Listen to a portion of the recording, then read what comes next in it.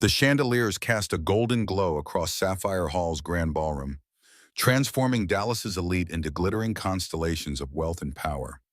Crystal glasses clinked like wind chimes, laughter bubbled across the room, and the jazz quartet's smooth melody floated above it all. The event program declared it a charity gala for underprivileged children, but to Jack Wilson, watching from the service corridor, it looked more like a competition of who could flaunt their wealth most convincingly while claiming to care. Jack adjusted his Navy maintenance uniform, the fabric worn thin at the elbows.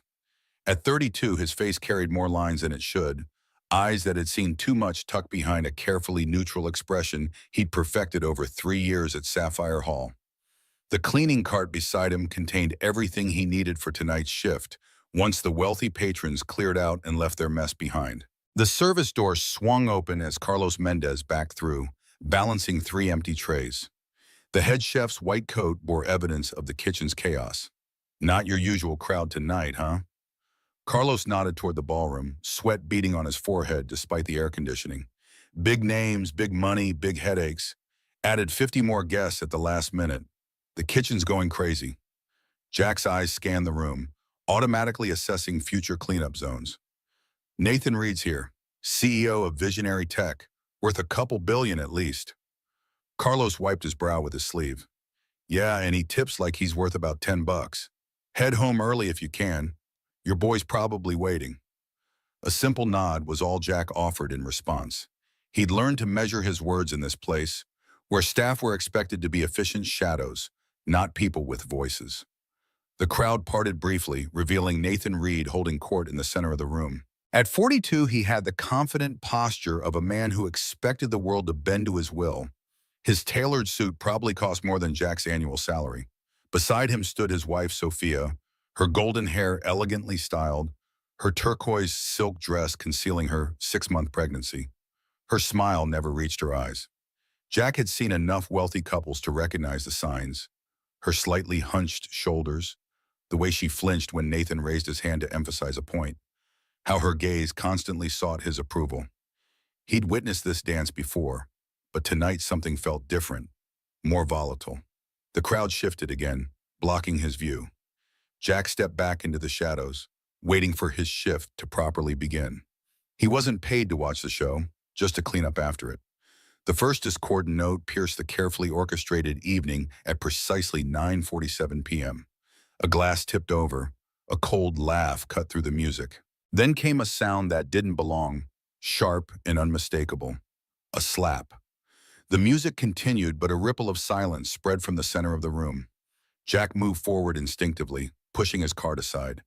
Through gaps between black ties and evening gowns, he saw Sophia Reed on the marble floor, one hand protectively cradling her pregnant belly, the other touching her lip where blood had started to form. Nathan stood over her, his face flushed with anger, not embarrassment. Guests looked away, suddenly fascinated by their champagne or the ceiling's architectural details. Security personnel hesitated near the walls, unwilling to intervene with the event's top donor. Jack felt his heart hammering against his ribs. His hands trembled slightly as voices from his past echoed in his head. His late wife, Mary. "Promise me you'll look after Ethan. Teach him to be good." His son's kindergarten teacher last week. "He drew this picture of you. He says his daddy is his hero." His feet moved before his brain had fully processed the decision. "Sir, please stop." Jack's voice wavered but carried across the sudden vacuum of sound. "She's pregnant. Please don't do this." Nathan turned, his expression morphing from rage to incredulous amusement. "Who the hell are you? I work here, sir. But she needs help. She's hurt." Nathan stepped closer, cologne and whiskey mingling on his breath. "You think you're doing something brave right now? Do you know who I am?" Jack swallowed hard, his throat dry. "Yes, sir, but that doesn't give you the right to hit her." The room seemed to collectively hold its breath. Nathan's laugh was sharp enough to cut glass. "You think anyone will believe a janitor like you?" Jack's heart thundered in his chest, but something kept him rooted in place. The image of his son's face, the crayon drawing pinned to their refrigerator. "Dad is my hero. Maybe no one will believe me, sir." Jack reached slowly for his phone. "But I still can't just stand here." Nathan's hand moved in a blur. The slap echoed through the hall, sending Jack stumbling back a step. His cheek burned, but he straightened, no tears, no hatred in his eyes, only resolve. The few guests who had been pretending not to watch now couldn't look away. "You're fired, right now," Nathan's voice dropped to a menacing whisper, "and I'll make sure you never work in Dallas again." Jack nodded slowly, touching his stinging cheek. "Maybe you're right, but at least I'll still be able to look my son in the eye." He raised his phone, finger pressing record. "If no one will believe me, at least they'll be able to see."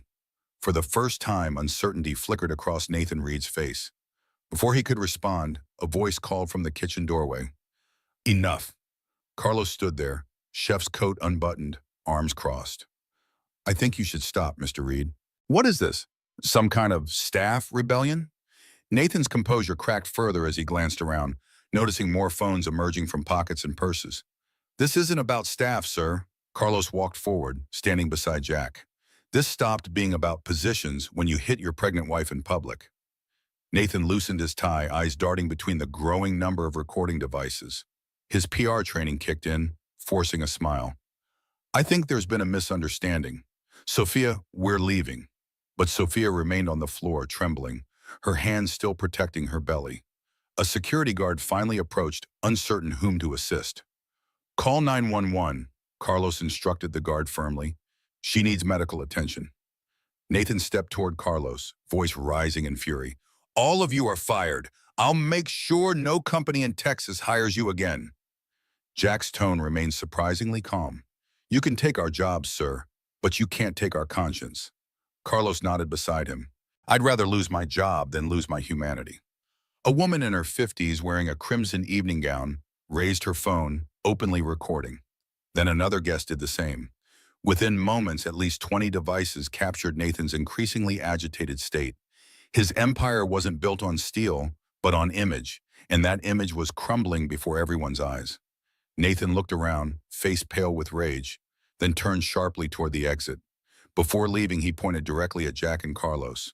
"You'll regret this. Both of you."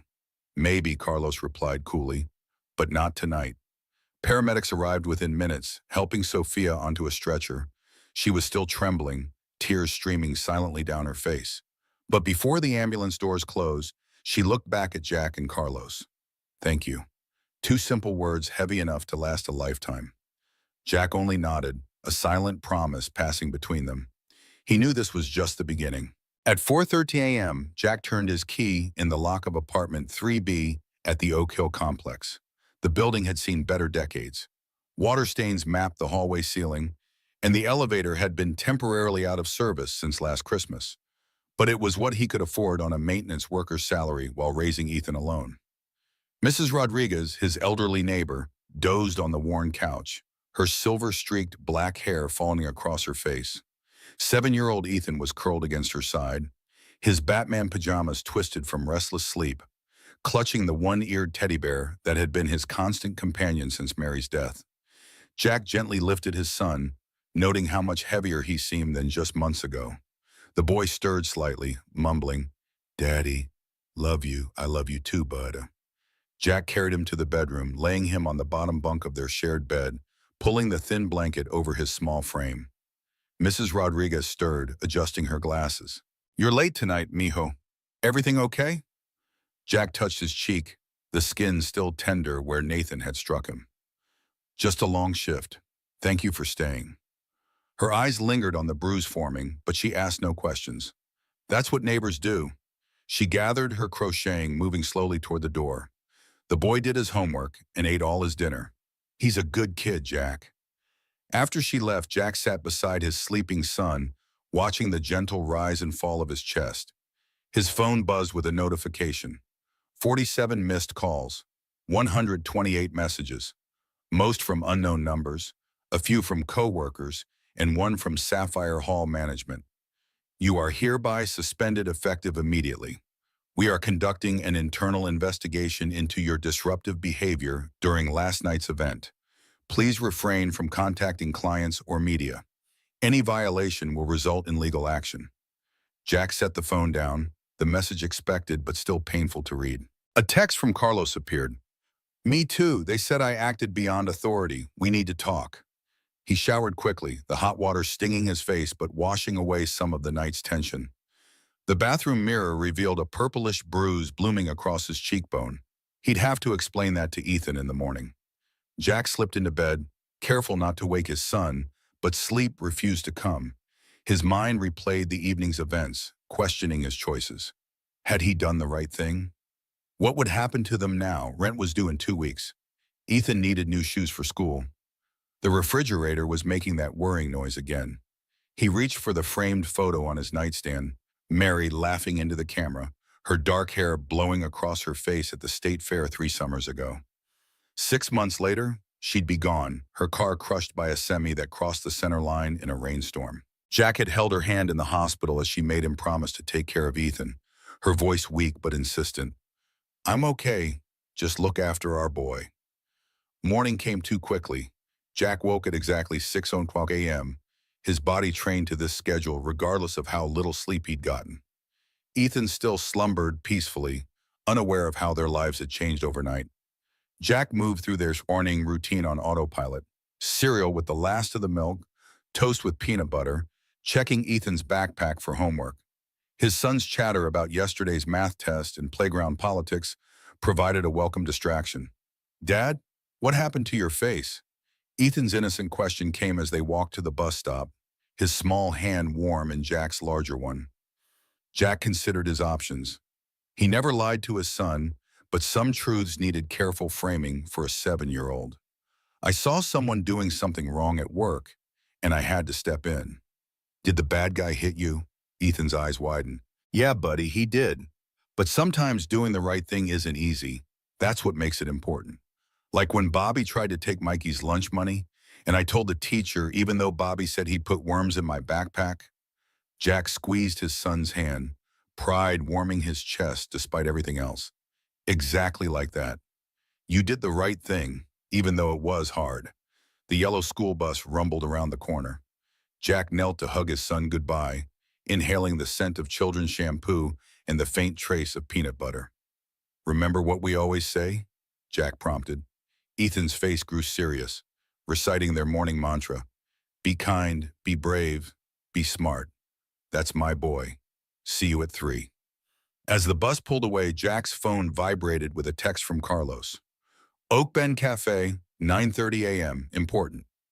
The cafe sat at the edge of Oak Hill, where working-class homes gave way to slightly better neighborhoods. Carlos already occupied a corner booth, 2 coffee cups steaming on the table.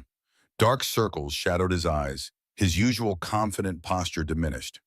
They took down the video. Carlos spoke without preamble, his fingers tapping nervously on his cup.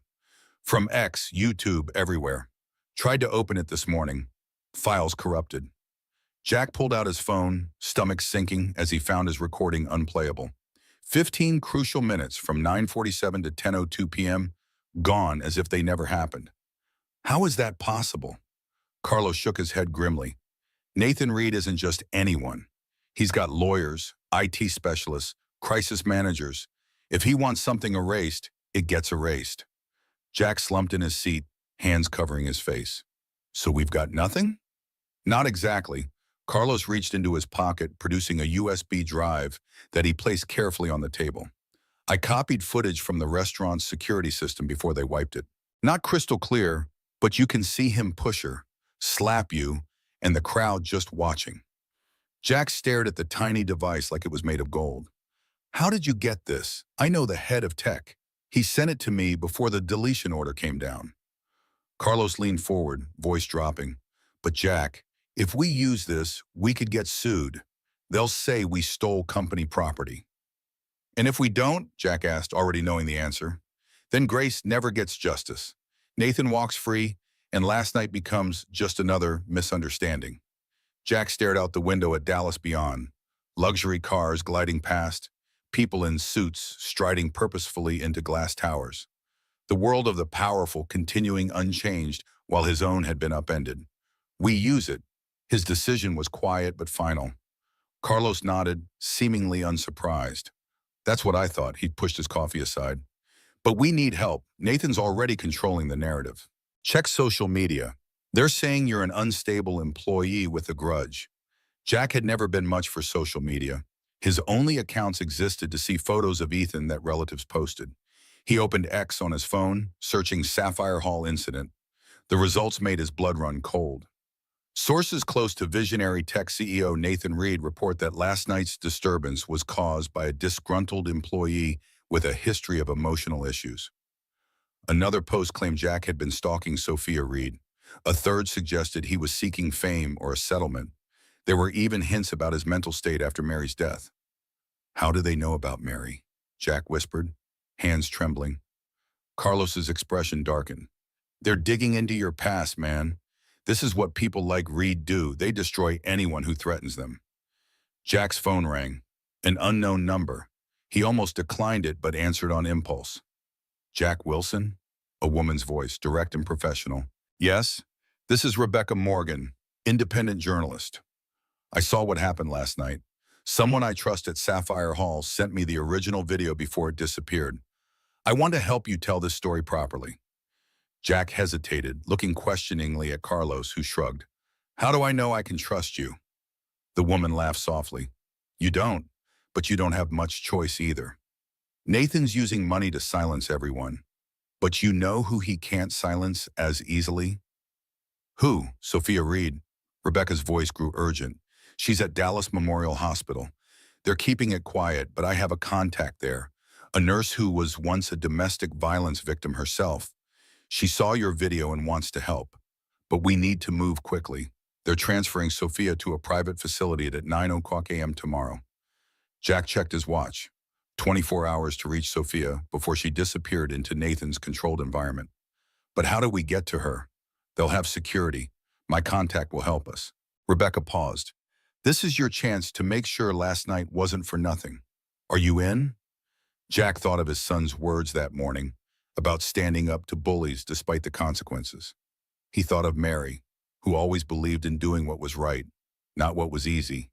He thought of Sophia's whispered thank you before the ambulance doors closed. I'm in. What's the plan? After hanging up, Jack explained the situation to Carlos, who immediately offered to watch Ethan while Jack met with Rebecca. They worked out a meeting time for 5:00 a.m. the next morning at the hospital service entrance. When Jack returned to his apartment, the day's mail waited in his box.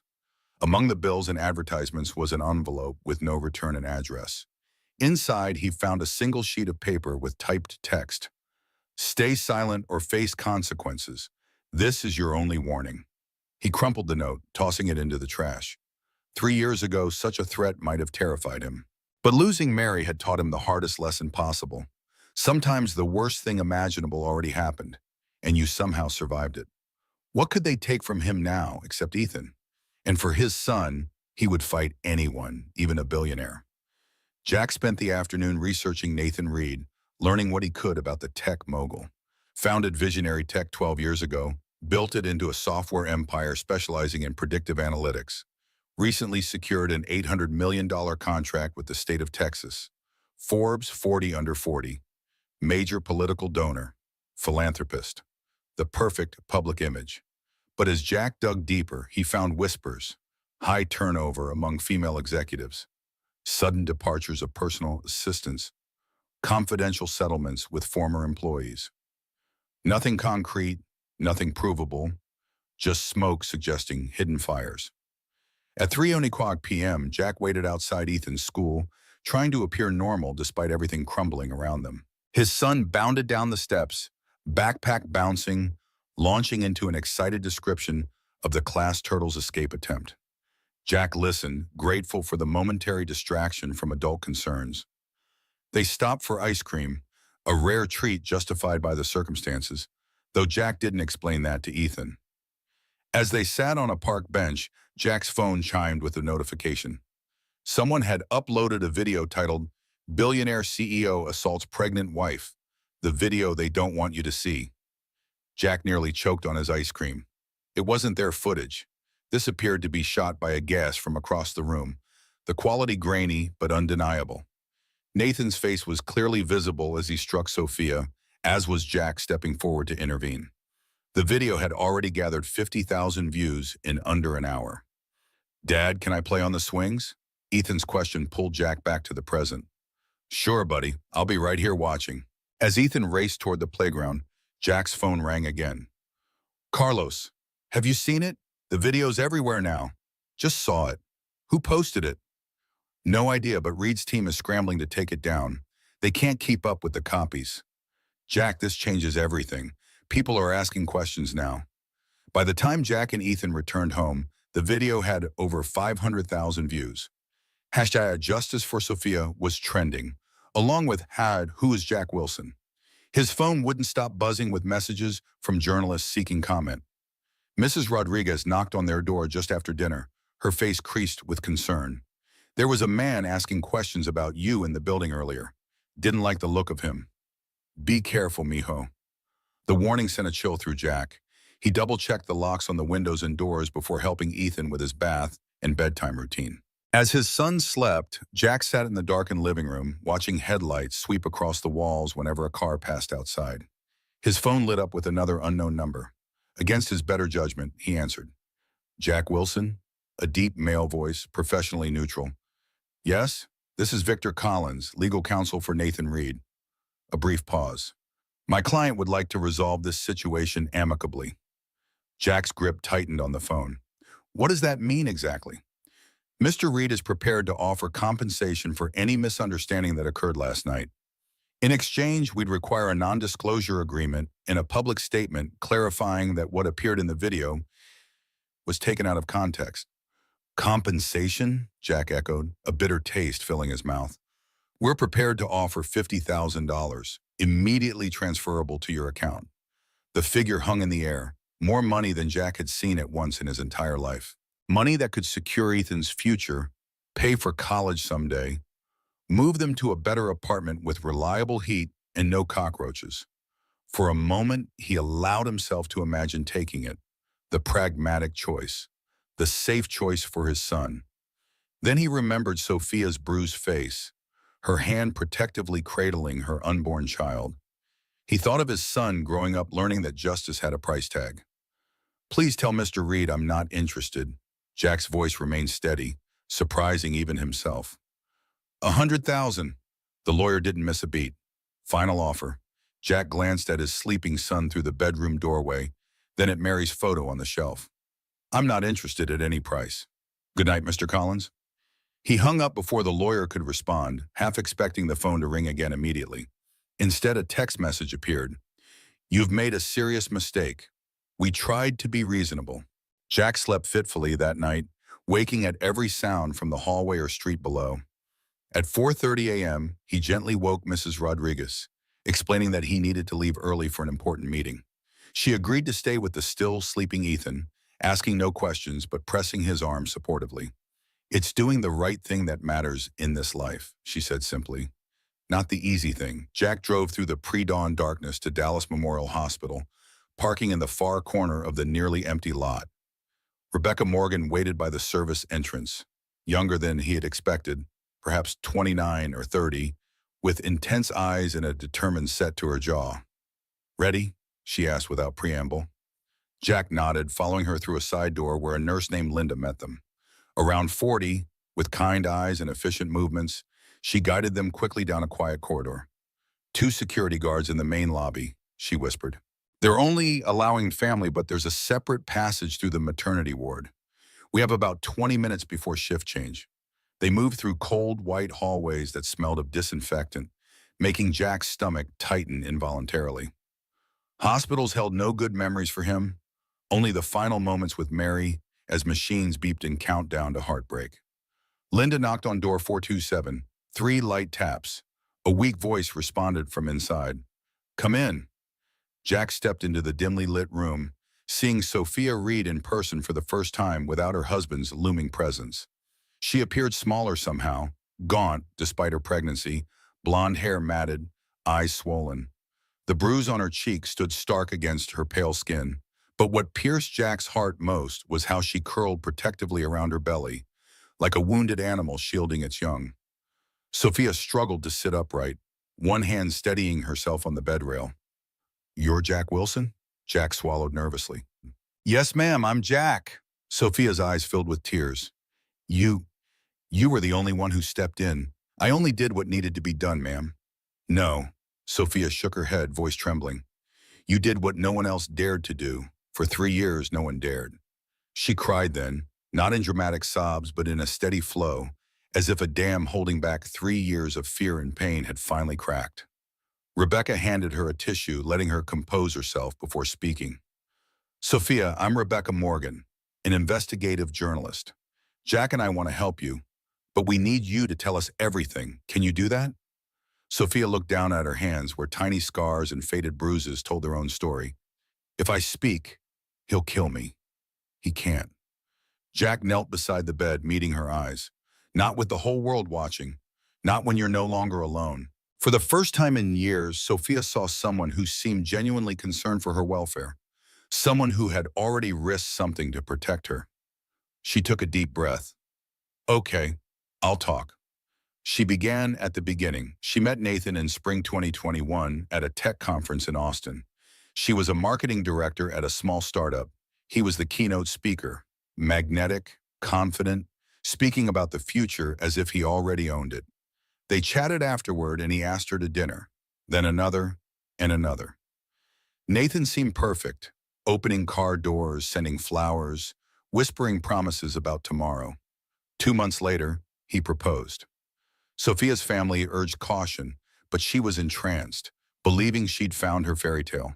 They married in December 2021, a lavish Charleston wedding featured in society magazines. But on their Maldives honeymoon, Nathan changed. He checked her phone, questioned who she texted, why her dress was too short, why she smiled at a male server. At first, Sophia told herself he was jealous because he loved her so deeply. Then came the shouting, the shoves, the first slap in March 2022. They fought because Sophia wanted to visit her parents. Nathan said, "You don't need them. You have me." When she pushed back, his hand connected with her face, sharp, stinging, sudden. Afterward, he knelt, cried, apologized. "I didn't mean to. I love you too much. I'm afraid of losing you."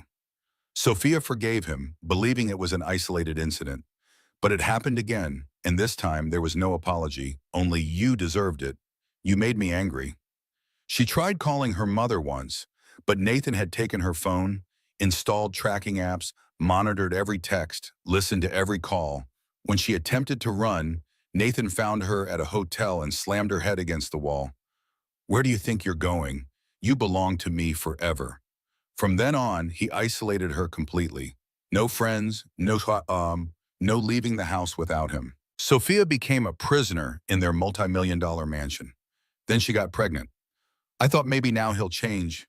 Maybe when there's a baby, he'll be different." Sophia's voice cracked. But he got worse.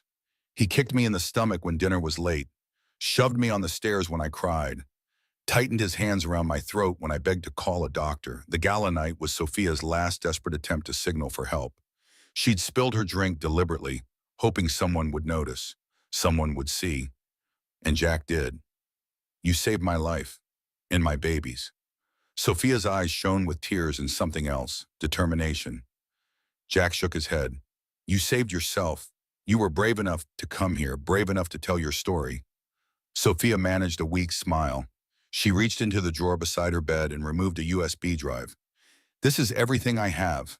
Footage from our home security cameras, audio recordings, photos of my injuries after each incident." Rebecca took the drive, her hand trembling slightly.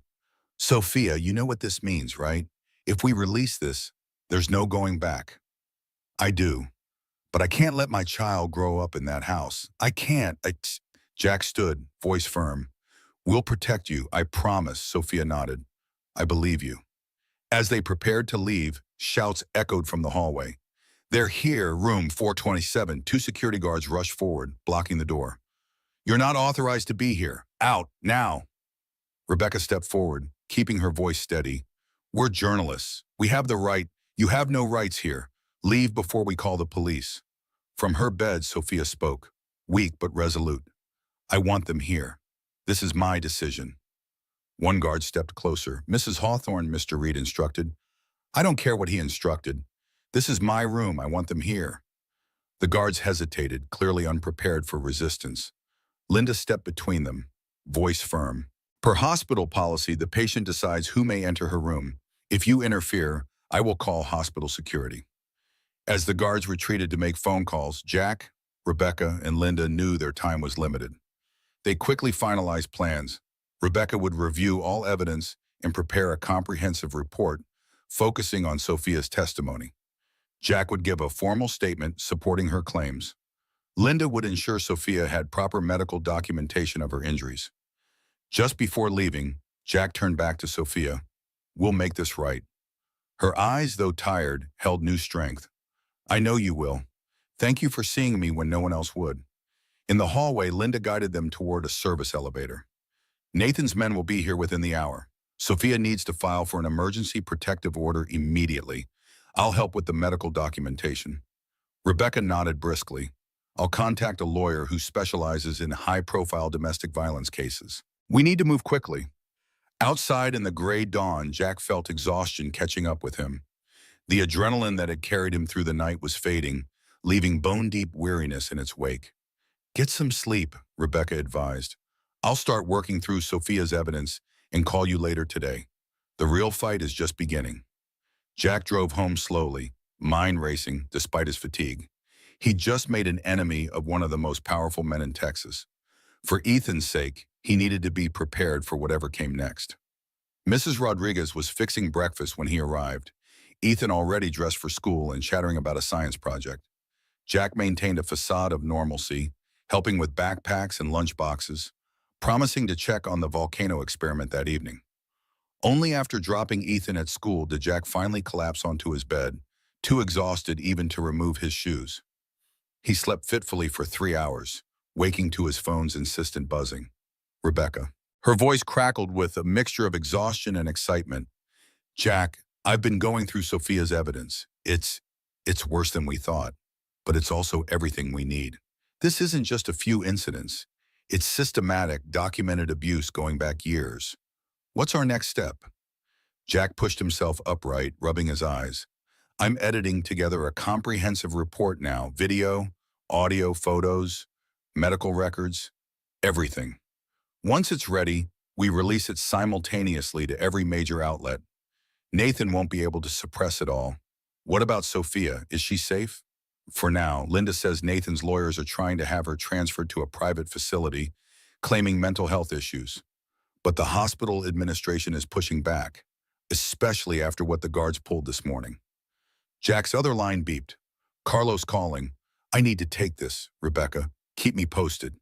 He switched calls, Carlos's voice immediately filling the line. "Jack, man, you need to get home now. Something's happened." Cold dread pulled in Jack's stomach. "What is it? Is it Ethan?" No, he's fine, still at school, but your apartment? You need to see this."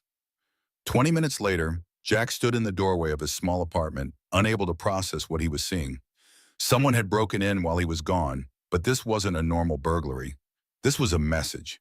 Every photo of Mary had been smashed, glass fragments glittering across the floor. Ethan's drawings had been torn from the refrigerator and shredded. Furniture was overturned, dishes broken, and spray painted across the living room wall in red letters, "Silence or worse." Carlos stood beside him, face grim. "I came to drop off some food for you guys. Found it like this about an hour ago." Jack moved through the wreckage in a daze, cataloging the damage. Most of their possessions could be replaced, but Mary's photos, the physical reminders of her smile, her eyes, those were irreplaceable. He picked up a fractured frame, carefully removing the torn photograph inside. "I called the police," Carlos continued. "They took a report, but they're saying it looks like a standard break-in. They didn't seem interested in connecting it to Nathan Reed." "Of course not." Jack's voice sounded hollow even to his own ears. A man like Reed probably has half the department in his pocket. He checked his watch. 2 hours until Ethan's school ended. Not enough time to clean up everything, but maybe enough to remove the worst of it, to shield his son from this violation. As Jack and Carlos worked silently, clearing broken glass and righting furniture, neighbors peered through the open doorway. Some offered help, but others whispered among themselves, casting suspicious glances. Word had already spread about Jack's confrontation with Nathan Reed, and opinions seemed divided about whether he was brave or foolish. Mrs. Rodriguez arrived with cleaning supplies and fierce determination. "This is not right," she declared, attacking the spray paint with solvent. "In my country, we had men who thought they were above the law because of money. They are always surprised when ordinary people stand up." By the time Jack left to pick up Ethan, the apartment was at least functional, though the walls still bore faint red traces despite their best efforts. Carlos promised to stay and continue cleaning, while Mrs. Rodriguez insisted on preparing dinner for them all. At school, Jack tried to maintain a normal expression as Ethan bounded toward him, lunchbox swinging. The boy chattered happily about his day until they turned the corner toward their building. "Why are Mr. Carlos and Mrs. Rodriguez at our house? Did something happen?" Ethan's perceptiveness never failed to surprise Jack. "We had a little problem at the apartment, buddy." Jack chose his words carefully. "Some bad people made a mess, but our friends are helping us clean up." Ethan's eyes widened. "Was it robbers?" "Something like that." Jack squeezed his son's hand. "But the important thing is that we're okay, and we have good friends." Inside, Ethan surveyed the apartment with solemn eyes, immediately noticing the missing photos of his mother. "Where are Mom's pictures?" Jack knelt to his son's level. "Someone broke them, but I saved all the photos. We'll get new frames this weekend, okay?" Ethan nodded, but his lower lip trembled. "Was it because of what you did? The man who hit the lady?" Jack hesitated, torn between protecting his son and being honest. Before he could answer, Mrs. Rodriguez intervened. "Your father did a brave thing, Nino. Sometimes when you stand up to bad people, other bad people get angry. But that doesn't mean you stop doing what's right." Ethan considered this, then asked in a small voice, "Are the bad people going to hurt us?" Jack pulled his son into a tight embrace. "I won't let anyone hurt you, Ethan. I promise." That night, after Carlos and Mrs. Rodriguez had gone and Ethan had finally fallen asleep, Jack sat alone in the dimly lit kitchen. His phone vibrated with a text from Rebecca. "Finish the report. Releasing tomorrow morning. Be prepared. This will change everything."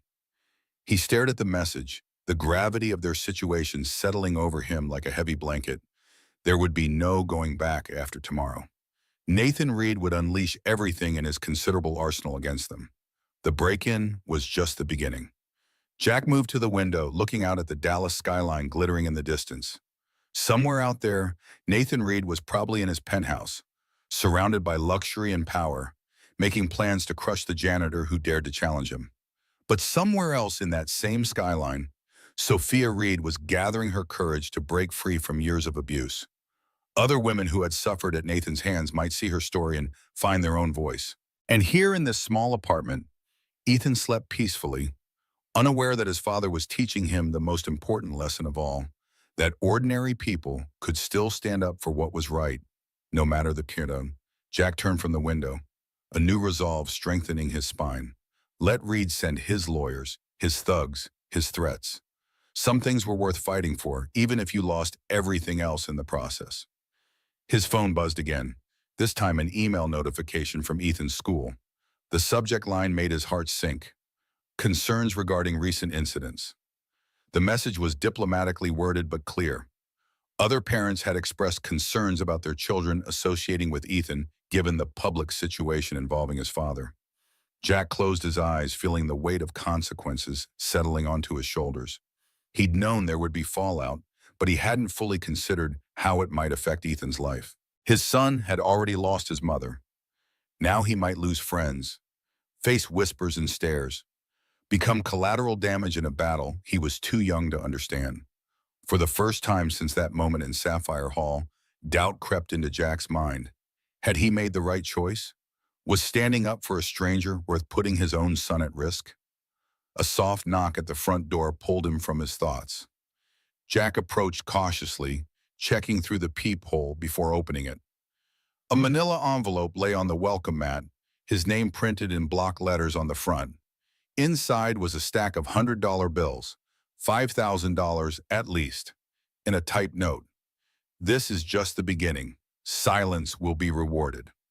Jack held the money, feeling its weight, not just physically but morally.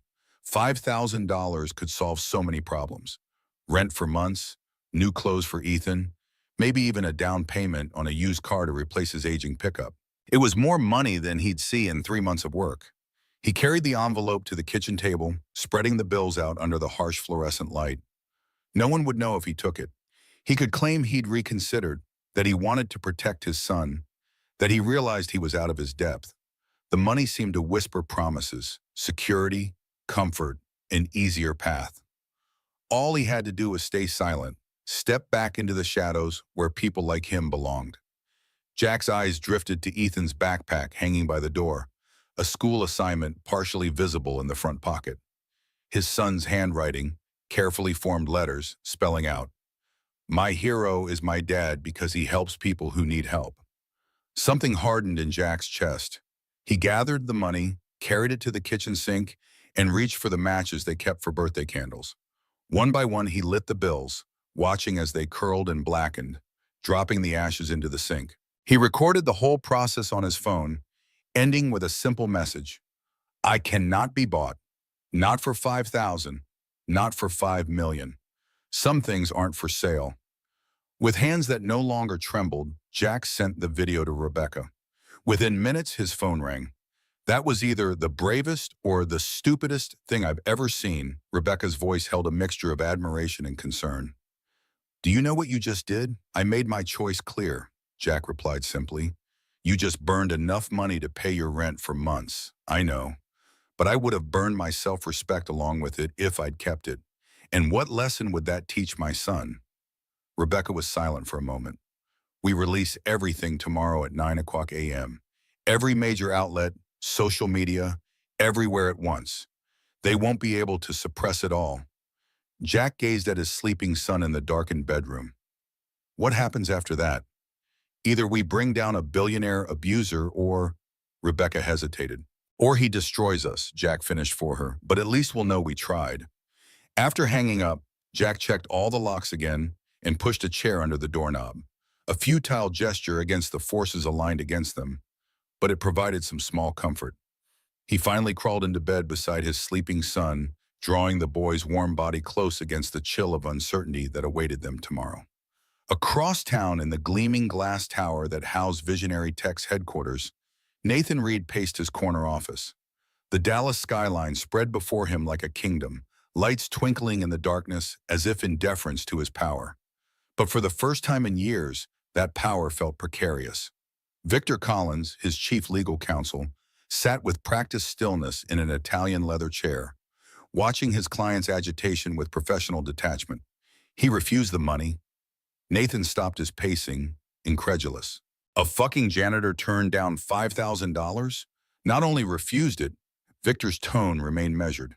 He burned it, on video, which is now circulating online. Nathan hurled his crystal whiskey glass against the wall, sending shards and amber liquid exploding across the pristine white surface. "Are you telling me we can't control one minimum wage nobody?" Victor adjusted his tie, unfazed by the outburst. "We're dealing with someone who isn't motivated by typical incentives. The normal playbook isn't working. Then find something that does work." Nathan's face flushed with rage. "Dig deeper. Everyone has pressure points. His son, his job, his reputation. Find something we can use." "We're already exploring options," Victor assured him. "We've initiated a comprehensive background investigation. The incident at his apartment was meant to frighten him, but it seems to have had the opposite effect." "Then stop playing games and handle it." Nathan slammed his palm against his desk. "I want him crushed. Completely. I want him to regret the day he ever looked in my direction." Victor rose, straightening his suit jacket. "I'll escalate our efforts. But Nathan, we should discuss containment strategies for tomorrow. Our sources indicate Morgan is preparing to release a comprehensive report, including Sophia's evidence." "That bitch." Nathan's voice dropped to a dangerous whisper. "She actually gave them the footage from our house?" "Apparently so." Victor's expression remained professionally neutral. "We need to prepare for significant media fallout. The stock has already dropped 12% on rumors alone." "Then buy it back," Nathan shouted. "Call our friends at the networks. Have them bury it. This is what I pay all of you for. We're implementing countermeasures, but this situation has evolved." Victor chose his words carefully. "The public narrative is shifting. Hashtag Justice for Sophia is trending globally. Your board members are receiving inquiries.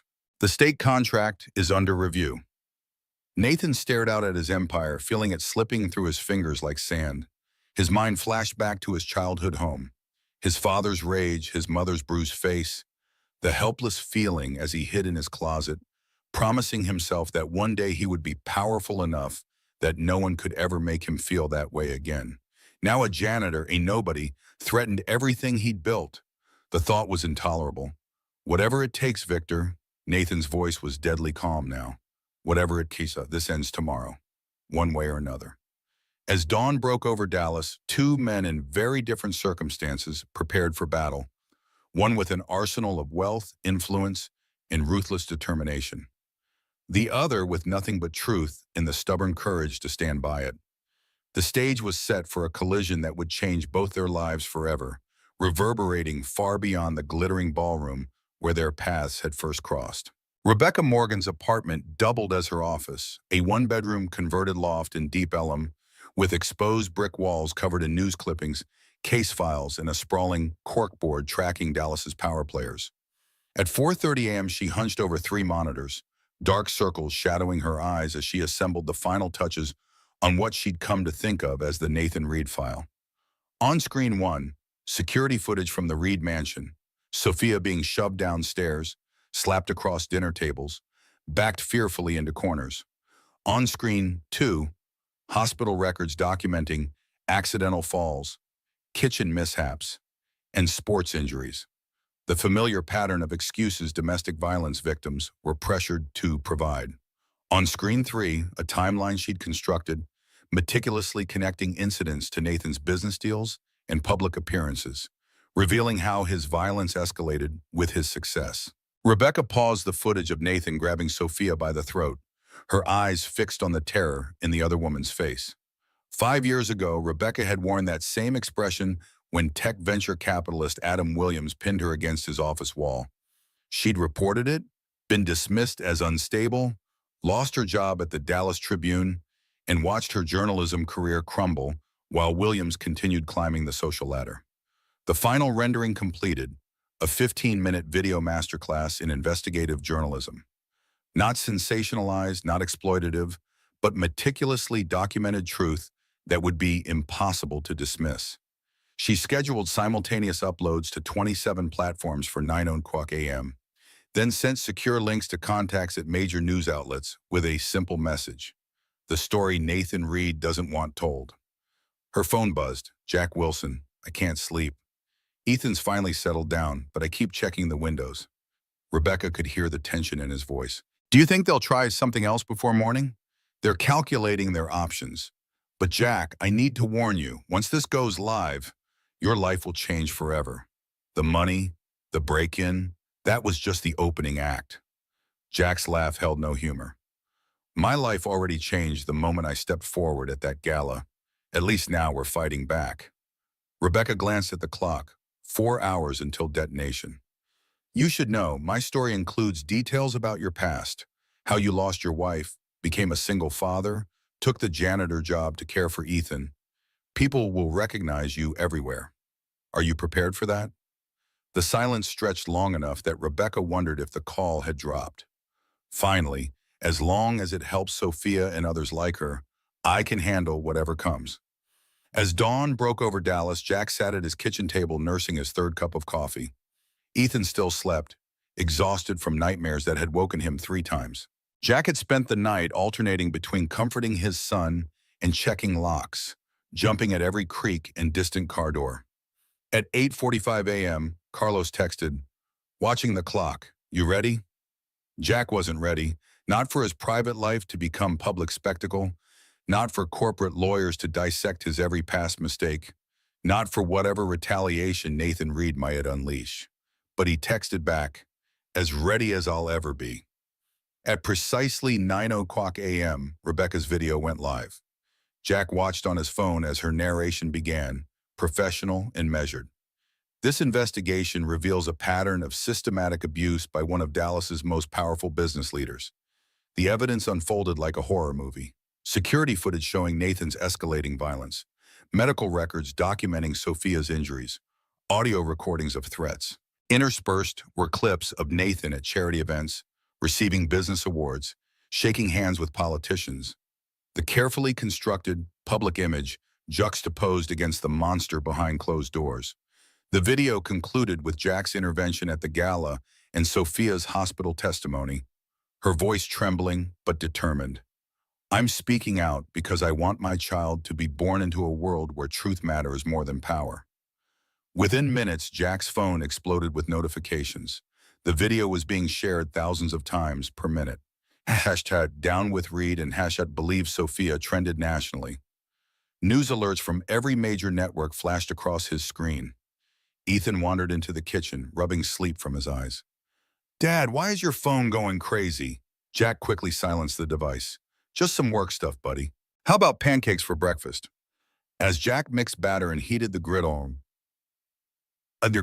trying to maintain normalcy for his son's sake, his phone continued vibrating across the counter. Journalists, talk shows, lawyers, and strangers, all wanting a piece of the janitor who dared stand up to a billionaire. At Visionary Tech headquarters, chaos reigned. Nathan Reed barricaded himself in his office as the company's stock plummeted in the first hour of trading. The board demanded an emergency meeting. Major clients began publicly distancing themselves. The $800 million state contract was officially under review. Victor Collins orchestrated the defense, deploying teams of lawyers, PR specialists, and digital experts in a desperate effort to contain the damage. Their first press release called the allegations malicious fabrications by disgruntled individuals seeking financial gain. And their second, rushed out an hour later as evidence mounted, pivoted to suggestions of Nathan's stress-related mental health challenges and promises of appropriate therapeutic intervention. By noon, Jack couldn't ignore the situation any longer. News vans parked outside his apartment complex. Reporters called out questions as he hustled Ethan to the car for an emergency grocery run. Neighbors either avoided eye contact or stared openly. A local TV station was already interviewing Mrs. Rodriguez, who fiercely defended the good man who lives upstairs. Mrs. Rodriguez waved Jack over as he returned with grocery bags. They've been asking questions about you, mijo. I told them you are a man who works hard and loves his son. Nothing else is their business. Jack thanked her with a tired smile. The reporters are making Ethan nervous. Could he stay with you for a bit while I handle some calls? Inside Mrs. Rodriguez's apartment, Ethan settled with a coloring book while Jack stepped onto her small balcony to return the most urgent calls. First was Christine Hayes, the lawyer Rebecca had connected him with. The evidence is extraordinary, Mr. Wilson. Christine's voice carried the crisp confidence of someone accustomed to high-stakes litigation. Reed's team is already moving to discredit you and Miss Morgan, but they can't refute the security footage from their own home. I'd like to represent you and Sophia pro bono. This case could establish precedent for holding powerful abusers accountable. Jack leaned against the railing, watching a news helicopter circling overhead. I'm not looking for money or fame. I just want Sophia and her baby to be safe. That's admirable, but you need protection too. Reed's resources are virtually unlimited, and he's already deploying them against you. We need to file for restraining orders, prepare for potential defamation claims, and document any harassment or intimidation. As Jack agreed to meet Christine the following morning, a text from Rebecca flashed on his screen. Turn on CNN now. He rushed inside, asking Mrs. Rodriguez to turn on her television. The screen showed Nathan Reed at a hastily organized press conference, his usual commanding presence notably diminished. Dark circles shadowed his eyes, and his custom suit hung slightly askew. These vicious attacks on my character and my family are unconscionable. Nathan's voice wavered between indignation and what his PR team likely hoped would pass for vulnerability. My wife Sophia suffers from severe emotional instability, exacerbated by her pregnancy.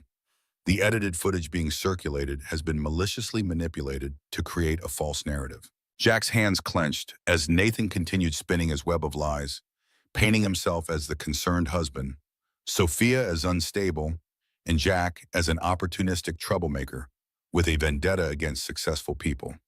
Visionary Tech has retained forensic experts who will prove this so-called evidence has been doctored.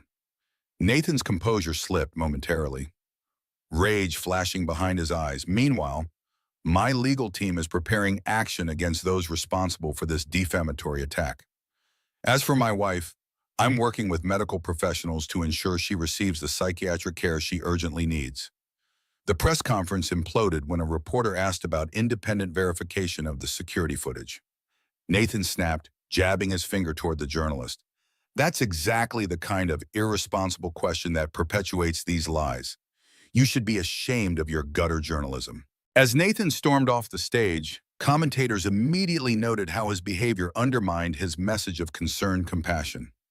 Jack's phone rang. Carlos, did you see that meltdown? Nathan just dug his own grave on national television. Relief washed briefly over Jack before reality reasserted itself. He's cornered now. That makes him more dangerous. Carlos hesitated before continuing. Listen, my sister's place in Houston is empty for a few weeks. Maybe you and Ethan should get out of Dallas until things cool down. The suggestion was tempting. Escape the media circus, the threats, the constant anxiety. But Jack knew running would only delay the inevitable. Nathan Reed would pursue him relentlessly, and more importantly, Sophia needed allies present and visible. We can't leave. This isn't just about me anymore. When Jack returned to his apartment that evening, he found another envelope, this one containing not money but photographs of Ethan at school, playing at recess, boarding the bus. A note read simply, "Still time to reconsider." Cold fury replaced fear.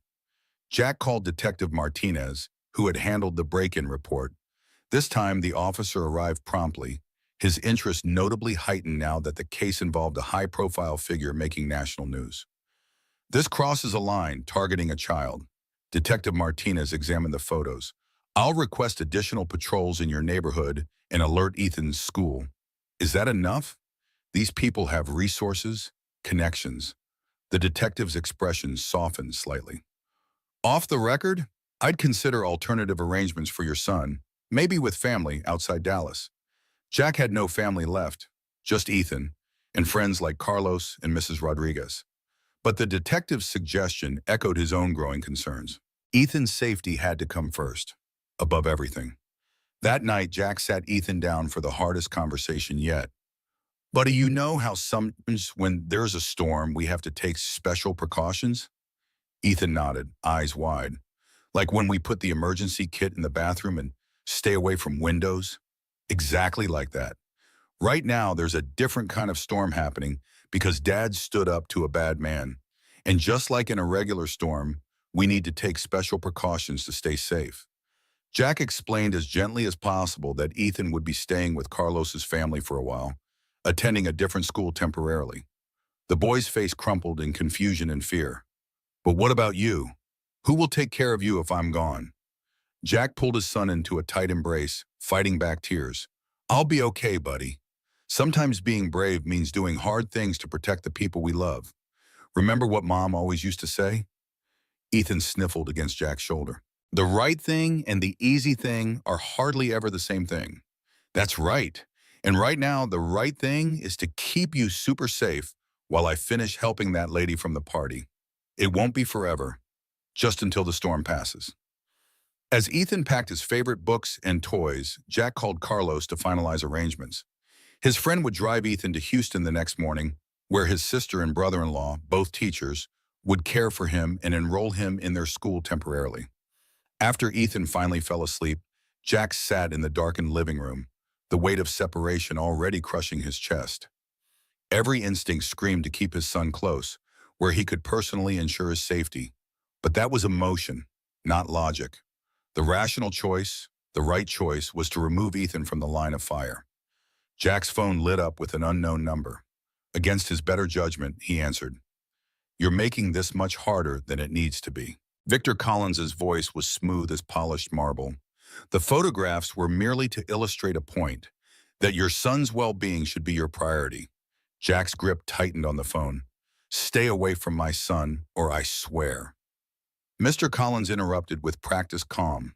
No one has any intention of harming your child, but children need stability, security. Your current crusade provides neither. Mr. Reed is prepared to be extremely generous, enough to secure your son's education through college, a new home in a better neighborhood, a fresh start. All he asks is your public statement acknowledging a misunderstanding. For a fleeting moment, Jack imagined the life Collins described. Financial security for Ethan. No more scraping by paycheck to paycheck. No more apartment with unreliable heating and paper-thin walls. An end to this nightmare. Then he remembered Sophia's bruised face, her hand protectively cradling her unborn child. He thought of his own son sleeping peacefully in the next room, blissfully unaware of the moral choice hanging in the balance. My son needs a father he can respect more than he needs a college fund. Jack's voice remained steady. Tell Mr. Reed he can keep his money. I'm not for sale. Collins sighed, the sound of a man checking off a failed strategy. Very well. Remember that we tried the reasonable approach when what comes next unfolds. The line went dead, leaving Jack alone with the implicit threat and the knowledge that he'd just closed the door on a peaceful resolution. Rebecca's voicemail greeted him when he called to report the exchange. He left a brief message, then tried Carlos, who answered immediately despite the late hour. They threatened Ethan. Jack's voice finally broke. I'm sending him to your sister's tomorrow. I need him away from this. Carlos cursed softly. You're doing the right thing. I'll pick him up at 7. My sister's already getting a room ready for him. After hanging up, Jack moved to the window, scanning the street below for unfamiliar vehicles or figures. The neighborhood seemed quiet, but the threat no longer came only from physical presence. It lived in phone calls, photographs, financial pressure, and the invisible web of influence that a man like Nathan Reed could deploy. For the first time, Jack allowed himself to feel the full weight of what he'd set in motion. He was one man, a janitor with no connections, no resources, no power, standing against an empire built on wealth, technology, and political relationships. The odds were overwhelming, yet something kept him anchored to this fight. Perhaps it was the memory of Mary, who had always believed in standing up for what was right. Perhaps it was the example he wanted to set for Ethan, even in separation. Or perhaps it was simply that, having witnessed Sophia's suffering, he couldn't turn away without betraying something fundamental in himself. Whatever the reason, Jack Wilson, janitor, single father, ordinary man, had become the unlikely fulcrum of a struggle far larger than himself. And despite the fear, despite the threats, despite the wisdom of retreat, he would see it through. Morning arrived with gray skies and a chill that seeped through Jack's thin jacket as he hugged Ethan goodbye beside Carlos's car. The boy's small backpack and duffel bag seemed inadequate containers for everything Jack wished he could provide.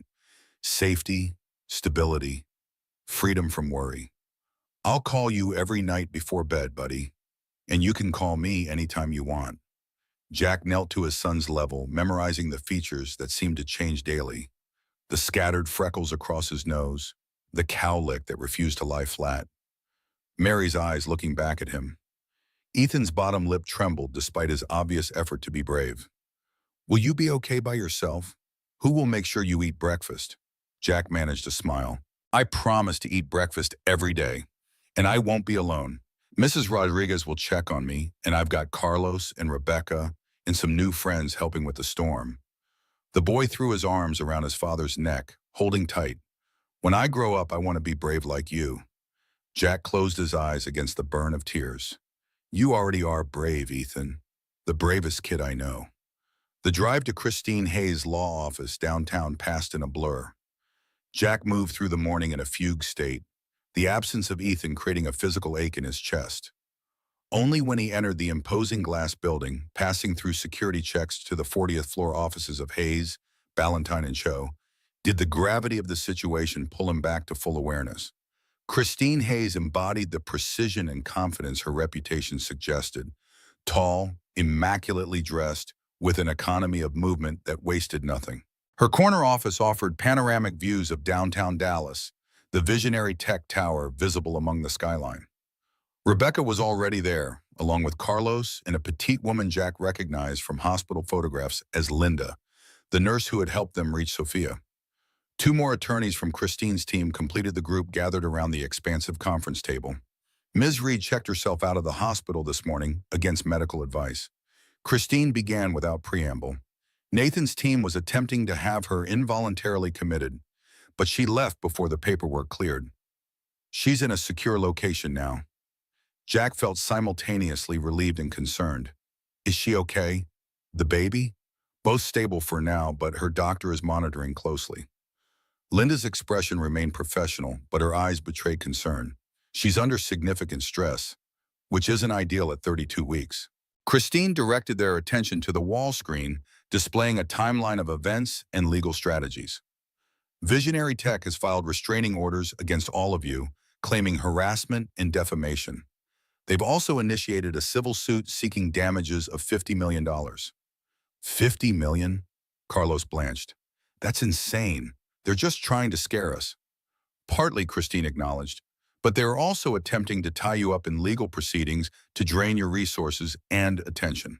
Fortunately, our firm is countering with our own filings. Restraining orders against Nathan, emergency custody protection for Sophia and the unborn child, and expedited discovery motions to prevent destruction of evidence. The legal terminology washed over Jack in an overwhelming wave. 2 days ago, his biggest concern had been making rent. Now he sat in a luxury law office discussing million-dollar lawsuits and restraining orders. What about criminal charges? Rebecca leaned forward, fingers tapping impatiently on her laptop. The evidence is overwhelming. Why isn't Nathan in handcuffs? Christine's expression tightened. The Dallas County DA is a longtime recipient of Reed Foundation donations. He's moving cautiously, citing the need for a thorough investigation before pursuing charges against a respected community leader. Money buys justice, or at least delays it. Rebecca's disgust was palpable. Meanwhile, Sophia remains at risk, and these three, she gestured to Jack, Carlos, and Linda, have their lives turned upside down. We're pursuing multiple angles. Christine maintained her composed demeanor. The FBI has opened a preliminary inquiry as some of Nathan's threats cross state lines, and public pressure is building. The DA's office received over 10,000 calls yesterday. The meeting continued with Christine outlining immediate protective measures, media strategies, and preparation for potential court appearances. Jack tried to focus, but exhaustion and worry about Ethan clouded his concentration. He startled when Christine addressed him directly. Mr. Wilson, we need to discuss your employment situation and financial stability during these proceedings. Jack shifted uncomfortably. I was suspended from Sapphire Hall, probably fired by now. I have some savings, but not much. I've been applying for electrician jobs. That was my trade before, but no callbacks yet. Christine nodded briskly. We anticipated this. Our firm has established a support fund for witnesses in high-profile cases. It will cover your basic expenses while you're unable to work due to the litigation. The offer of financial assistance simultaneously relieved and embarrassed Jack. He'd never taken handouts, had worked steadily since he was 16. But with Ethan's needs and no immediate job prospects, pride was a luxury he couldn't afford. After the meeting, Jack walked with Rebecca to the building's parking garage. You hanging in there? Her usual professional detachment softened slightly. Sent my son away this morning. Jack's voice caught. Never been separated from him before, not since Mary died. Rebecca touched his arm briefly, the most personal gesture he'd seen from her. You're protecting him. That's what good parents do. Feels like failure, like I'm not strong enough to keep him safe himself. Rebecca's laugh held no humor. Against what? A billionaire with private security, political connections, and a corporate army? This isn't a fair fight, Jack. It never was. They reached Rebecca's car, an aging Subaru covered in bumper stickers from various political campaigns and social causes. Before opening her door, she turned to him with unexpected intensity. Do you know why I'm risking everything for this story? My career, my safety?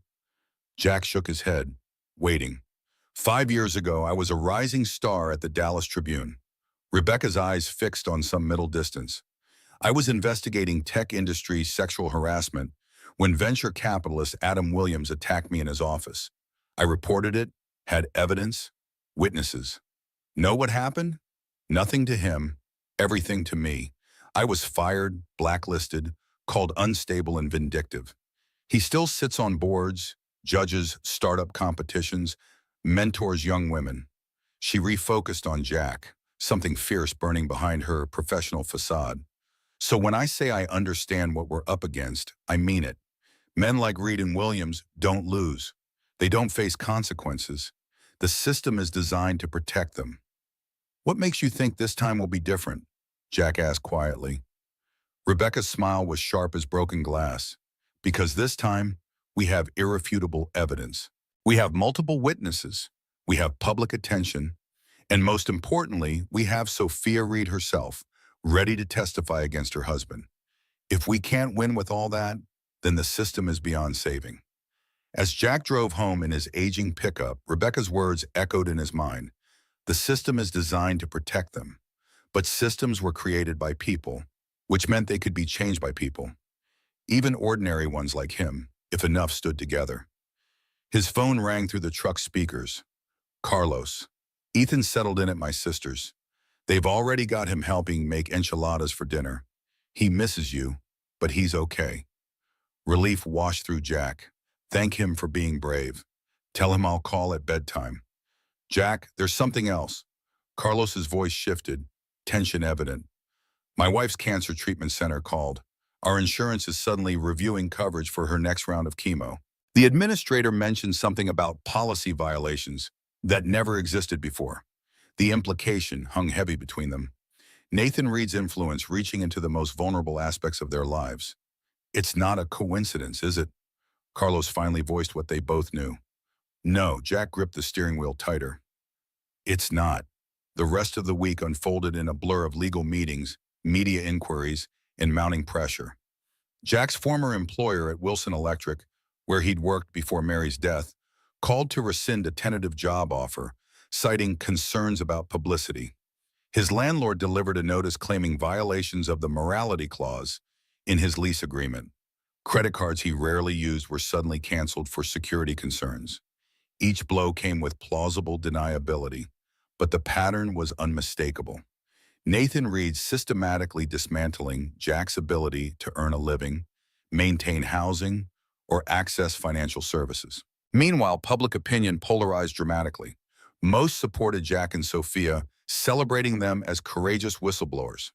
But a vocal minority, amplified by accounts later traced to a PR firm on visionary tech's payroll, painted Jack as an unbalanced fame seeker, Sophia as mentally unstable, and Nathan as the victim of a coordinated smear campaign. On Wednesday evening, Jack returned from another exhausting legal meeting to find his apartment door slightly ajar. Heart pounding, he approached cautiously, phone ready to call 911. Inside, nothing seemed disturbed at first glance. Then he noticed the blinking light on his ancient laptop, a device he rarely used and had left closed on the kitchen table. The screen displayed a video window, security footage from inside Carlos's sister's home in Houston. The camera zoomed in on Ethan sleeping peacefully, then cut to a message. Nowhere is beyond our reach. Last chance. Jack stumbled back, nausea rising in his throat. With shaking hands, he called Detective Martinez, then Christine, then Carlos to warn his family. Within an hour, police secured Carlos's sister's home and began investigating how someone had accessed Jack's laptop and the Houston home's security system. Christine immediately arranged for Ethan and Carlos's relatives to relocate to an undisclosed location with private security. The next morning, Jack sat in Christine's office as she outlined their response to this escalation. This crosses from intimidation into criminal territory. Christine's typical composure had hardened into cold determination. We're filing federal cyberstalking charges and requesting an emergency hearing on the restraining order against Reed. Jack stared out the window at the visionary tech tower gleaming in the distance. I want to meet with him. Everyone in the room turned to him in shock. Nathan Reed, Jack continued, a strange calm settling over him. I want to meet him face to face. Absolutely not. Christine's refusal was immediate.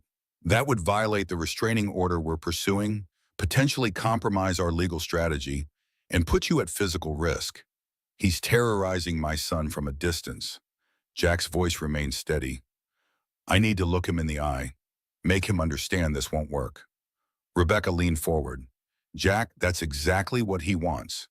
To provoke you into a confrontation where he controls the environment and the narrative. Their arguments were logical, professional, correct, and entirely insufficient to counter the primal rage burning through Jack's veins. This man had threatened his child, the one sacred responsibility in his life. Legal strategies and restraining orders suddenly seemed like paper shields against a flamethrower. Jack left the meeting early, ignoring calls from Christine and Rebecca as he drove directly to the visionary tech tower. He had no plan beyond confronting the man responsible for turning his life upside down, for forcing him to send Ethan away, for threatening a 7-year-old boy to gain leverage. The security desk in the soaring lobby initially refused him entry, but when Jack loudly explained that he was the janitor from the video, heads turned throughout the space. Smartphones appeared, recording the confrontation. Unwilling to create a scene that would inevitably reach social media, the security team contacted upper management. To Jack's surprise, word came down to escort him to the executive floor. The elevator rose 62 stories, each floor representing another level of wealth and power he could barely comprehend. The security guards flanked him silently, their earpieces occasionally crackling with updates. Victor Collins met him in a plush waiting area, his tailored suit and practiced smile projecting calm authority. "Mr. Wilson, this is unexpected. I'm afraid Mr. Reed is in meetings all afternoon." Jack remained standing, declining the offered seat. "Tell him I'm here. Tell him it's about the video of my son sleeping in Houston." Something flickered behind Collins's professional mask, perhaps surprise that Jack knew the source of the threat or concern about the escalation it represented. "I'll see if he can spare a few minutes." Collins disappeared through heavy wooden doors, returning moments later. "Mr. Reed can give you 5 minutes. I'll need to remain present, of course." The corner office occupied the building's prime space with floor-to-ceiling windows offering panoramic views of Dallas. Nathan Reed stood behind his massive desk, maintaining the power position as Jack entered. His appearance had deteriorated since the press conference, his customary polish diminished by sleepless nights and mounting pressure. But his eyes still burned with the same cold arrogance Jack had witnessed at the gala. Jack didn't wait for pleasantries. "Stay away from my son." His voice emerged lower and steadier than he expected, given the adrenaline coursing through his system. Nathan studied him with clinical detachment. "I have no idea what you're talking about. Why would I have any interest in your child?" "The video on my laptop. The security footage from Houston." Jack stepped closer to the desk, noting how Collins tensed slightly. "We both know it came from you. That's quite an accusation." Nathan's mouth curved into something approximating a smile. "Do you have evidence of these alleged threats, or is this another emotional outburst from the unstable janitor?" Jack reached slowly into his pocket, extracting his phone. "I recorded everything, and I'm recording now." He placed the device on the desk between them, the red record button clearly visible. Nathan's careful composure slipped momentarily, his gaze flicking to the phone, then back to Jack's face. "You think you're clever, don't you? Playing at being a hero, disrupting lives and businesses with your self-righteous crusade. This isn't about being clever or being a hero." Jack maintained steady eye contact. "This is about right and wrong. This is about a woman and her unborn child deserving safety. This is about my son deserving to grow up without fear." Nathan's laugh held no humor. "Right and wrong, in the real world, there's only power and those too weak to seek it. You stepped into something you don't understand, and now you're facing the consequences." "I understand perfectly." Jack's calmness seemed to irritate Nathan more than anger would have. "You're used to everyone backing down. Your money and position usually shield you from consequences. But not this time." Nathan leaned forward, hands flat on the desk. "You have no idea who you're dealing with. I built an empire from nothing. I employ thousands. I advise senators and governors. Who are you, a nobody who cleans up after your betters?" Something shifted in Jack at those words, not toward anger, but toward a clarity that cut through fear and doubt. "You think being a janitor makes me less than you? That honest work somehow diminishes a person's worth or right to speak truth? I think it makes you irrelevant." Nathan's mask slipped further, revealing the contempt beneath. "People like you are interchangeable, replaceable. I can destroy your life with a phone call, while you can't even make friend without my permission." Jack shook his head slowly. "That's where you're wrong. You see, you need people to fear you to maintain control. But once someone stops fearing you, truly stops, your power evaporates." For the first time, uncertainty flickered across Nathan's face. Jack continued, his voice gaining strength. You can take my job, my apartment, my credit. You can harass and threaten and intimidate, but you can't take my conscience. You can't make me unsee what you did to your wife, and you can't stop what's already in motion. Is that a threat? Nathan's voice rose slightly. Jack shook his head. Not a threat, a reality. Your money can buy a lot of things. Lawyers, PR firms, politicians, maybe even temporarily a DA's hesitation. But it can't buy the truth. And the truth is, you're a man who beats his pregnant wife, who threatens children, who believes wealth equals worth. That truth will follow you forever now, no matter what happens in court. Nathan's control finally shattered. His face flushed dark red as he jabbed a finger toward Jack. You self-righteous piece of garbage. When I'm finished with you, you'll wish you'd never set foot in Sapphire Hall. Your son will grow up knowing his father as a delusional failure who destroyed their lives for a moment of misguided heroism. Jack remained unmoved by the outburst, calmly picking up his still recording phone. Thank you, Mr. Reed. This has been an illuminating conversation. As Jack turned to leave, Nathan called after him. You think you've won something here? This is just beginning. I will bury you so deep your son won't find you for decades. Jack paused at the door, looking back one final time. No, you won't, because unlike you, I'm not alone in this fight anymore. In the elevator descending from the executive floor, Jack's phone buzzed with a text from Christine. Where are you? Call immediately. He stepped out into the lobby, now significantly more crowded than when he'd arrived. Several people openly filmed him with their phones. Others whispered behind hands, recognition in their eyes. Jack moved through them quietly, heading for the exit in the uncertain path beyond. His phone rang, Rebecca this time. He answered as he pushed through the revolving doors into the bright afternoon sunlight. Are you insane? Rebecca's voice vibrated with barely controlled fury. You just walked into the lion's den with no backup, no legal protection, no strategy. Jack squinted against the sun, feeling strangely lighter despite the confrontation. I got what I needed.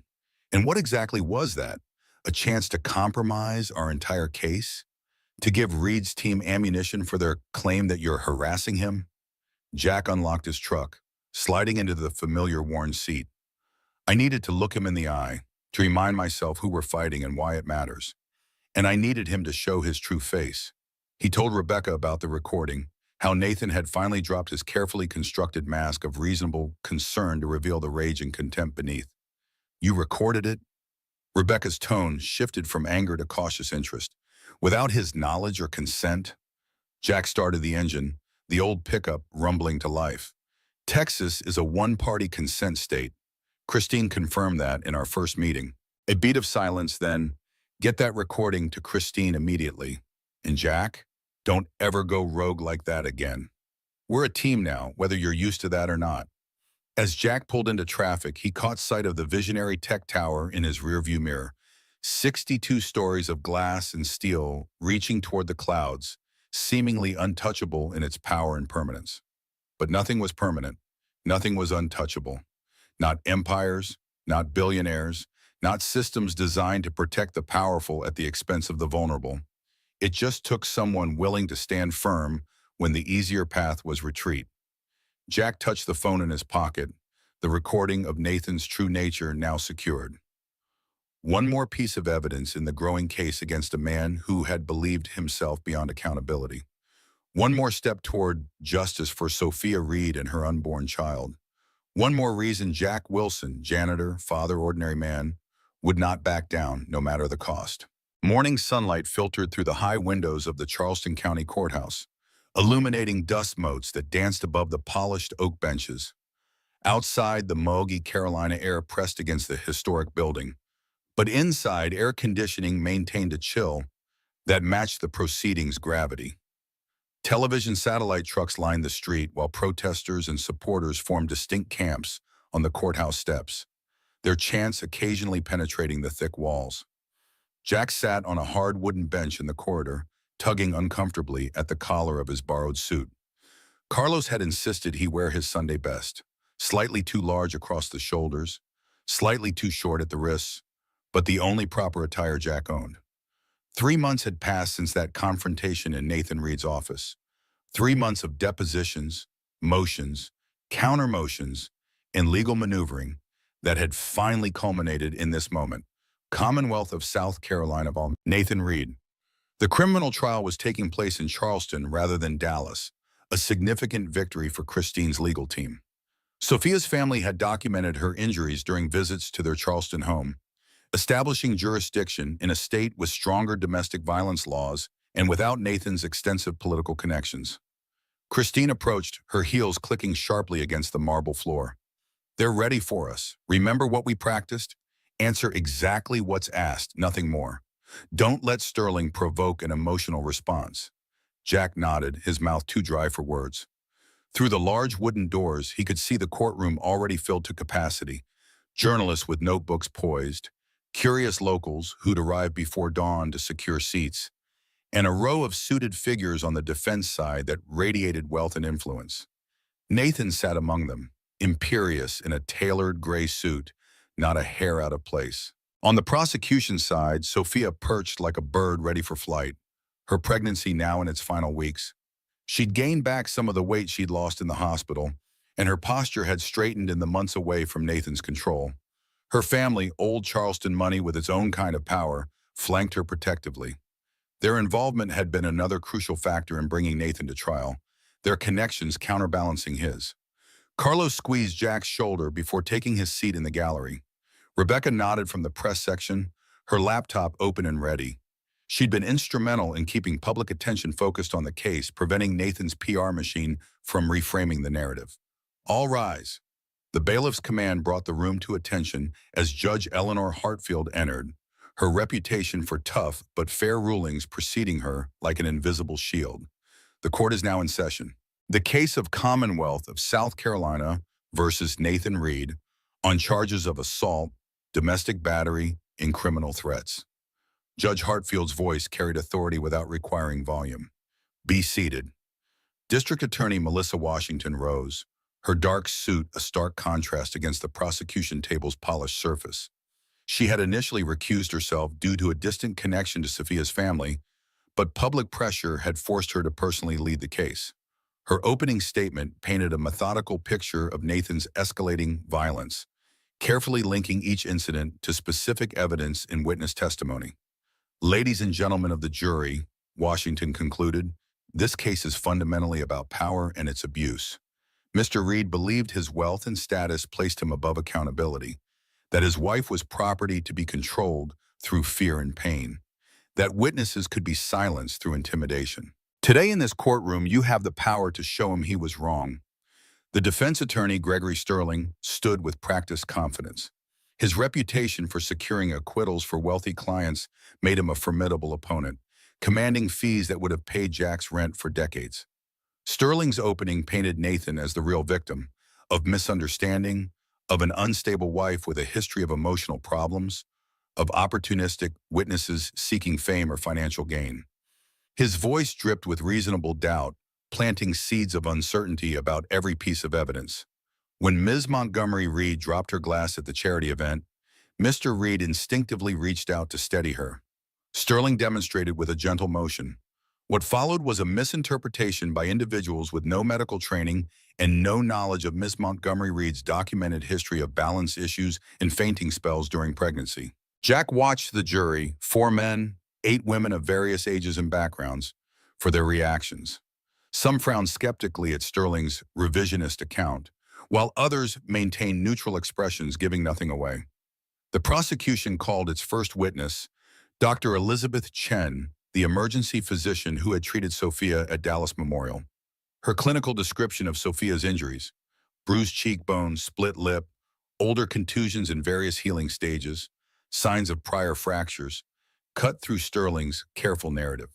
Medical records projected onto screens showed x-rays with healed rib fractures, documented injuries spanning 18 months. Sterling's cross-examination attacked Dr. Chen's qualifications to assess the causes of these injuries. Could a fainting spell explain the bruising? Couldn't prior fractures have resulted from Sophia's documented horseback riding accident in college? When Dr. Chen stood firm, Sterling pivoted to undermining her objectivity, implying she'd been influenced by media coverage before examining Sophia. Jack was called next, heart hammering as he took the oath. The witness stand felt exposed, with every eye in the room fixed upon him. Christine had warned him that Sterling would try to provoke an emotional outburst to undermine his credibility. District Attorney Washington established the basic facts: Jack's employment at Sapphire Hall, his observations the night of the gala, his intervention when he saw Sophia fall. Sterling rose for cross-examination, his approach deceptively conversational. Mr. Wilson, you were employed as a janitor at Sapphire Hall, correct? Not as security personnel, not as medical staff? Jack maintained eye contact despite the implied diminishment. Yes, sir, I was responsible for maintenance and cleaning. So you had no professional obligation to intervene in what you claim to have witnessed? Sterling paced slowly before the witness stand. No professional obligation? No. Sterling nodded thoughtfully. Tell me, Mr. Wilson, had you ever met Sophia Reed before that night? No, sir. Or Nathan Reed? No, sir. So you had no personal knowledge of their relationship dynamics, their private interactions, or any medical conditions Ms. Reed might have had? Jack felt the trap being laid, but answered truthfully. No, I didn't. Sterling's expression turned sympathetic, as if Jack were a misguided child. Yet despite your complete lack of context or relevant expertise, you felt qualified to insert yourself into a situation between a husband and his pregnant wife, a situation you had observed for mere seconds from across a crowded room. Christine had prepared Jack for exactly this line of attack. I observed Mr. Reed strike his wife with enough force to knock her to the floor. She was bleeding and protecting her pregnant belly. In that moment, the only qualification needed was being human. A murmur rippled through the courtroom. Sterling's expression hardened momentarily before he recovered. Mr. Wilson, isn't it true that you experienced a personal tragedy when your wife died 3 years ago? Sterling's pivot was calculated to destabilize. Jack's chest tightened at the unexpected mention of Mary. Yes, and you've been struggling financially since then, taking a significant step down from your previous career as an electrician to work as a janitor? The insinuation hung in the air, that Jack was motivated by potential financial gain, perhaps seeing Nathan as a wealthy target. Christine had prepared him for this too. I took the job at Sapphire Hall because the night hours allowed me to care for my son during the day. Jack kept his voice steady. My financial situation had nothing to do with my decision to intervene when I saw a woman being assaulted. Sterling pressed harder, questioning Jack's convenient timing, the suspicious disappearance of his original video, and his subsequent media exposure. He implied collusion with Rebecca, suggested Jack harbored resentment towards successful people, and questioned his mental stability following his wife's death. Mr. Wilson, isn't it possible that, still grieving your wife and struggling with your reduced circumstances, you mistakenly projected your personal trauma onto an innocent interaction between the Reeds? The courtroom seemed to hold its collective breath. Jack studied Sterling's perfectly composed face, recognizing the same quality Nathan possessed, the absolute certainty that wealth and power would shield them from consequences. What I saw wasn't a projection or misinterpretation. Jack spoke directly to the jury now. I saw exactly what the security footage later confirmed. Mr. Reed striking his pregnant wife with enough force to knock her down, causing visible injury. I intervened not because of my past or my job title, but because, in that moment, staying silent wasn't an option I could live with. Sterling abandoned that line of questioning, pivoting to attack Jack's reliability by highlighting the threatening confrontation at Visionary Tech headquarters. By the time Jack stepped down, he felt wrung out, uncertain whether his testimony had helped or hurt Sophia's case. Carlos testified next about the workplace culture at Sapphire Hall that discouraged staff from intervening in guest behavior, followed by Linda describing Sophia's condition at the hospital. Each faced Sterling's methodical attempts to undermine their credibility or twist their observations. The day's final witness brought a visible reaction from Nathan for the first time. Eleanor Reed, 70 years old and walking with a slight limp, entered the courtroom through a side door. Nathan straightened in his chair, color draining from his face as his mother was sworn in. Mrs. Reed, could you please tell the court about your marriage to Harold Reed, Nathan's father? Washington's question was gentle but direct. Eleanor's hands trembled slightly, but her voice remained clear. Harold had a temper. When Nathan was young, Harold would get angry, about business problems, about dinner being late, about anything really. He would hit me, sometimes worse. Washington produced police reports and hospital records dating back to Nathan's childhood. And these documented incidents, Mrs. Reed, did Nathan witness them? Most of them. Eleanor's gaze moved to her son for the first time. He would hide in his closet during the worst episodes. I found him there many times, covering his ears. The courtroom sat in uncomfortable silence as Eleanor described the cycle of violence that had shaped Nathan's childhood. Harold's explosive rage, his tearful apologies, the gradual isolation from family and friends, the economic control that prevented her escape. "Did you ever seek help, Mrs. Reed?" Washington asked. "Once," Eleanor's voice wavered. "When Nathan was 12, I packed our bags while Harold was at work. We made it to my sister's house in Virginia. 3 days later, Harold found us. He broke my arm in 3 places and told Nathan this was what happened to women who didn't know their place." Nathan stared at the table, knuckles white where he gripped the edge. "Why are you testifying today, Mrs. Reed?" Washington's final question hung in the air. Eleanor looked directly at her son, tears now flowing freely. "Because I see Harold in him now, because I failed to break the cycle, because Sophia and her baby deserve what I never had, a chance to be free." Sterling declined to cross-examine Eleanor Reed.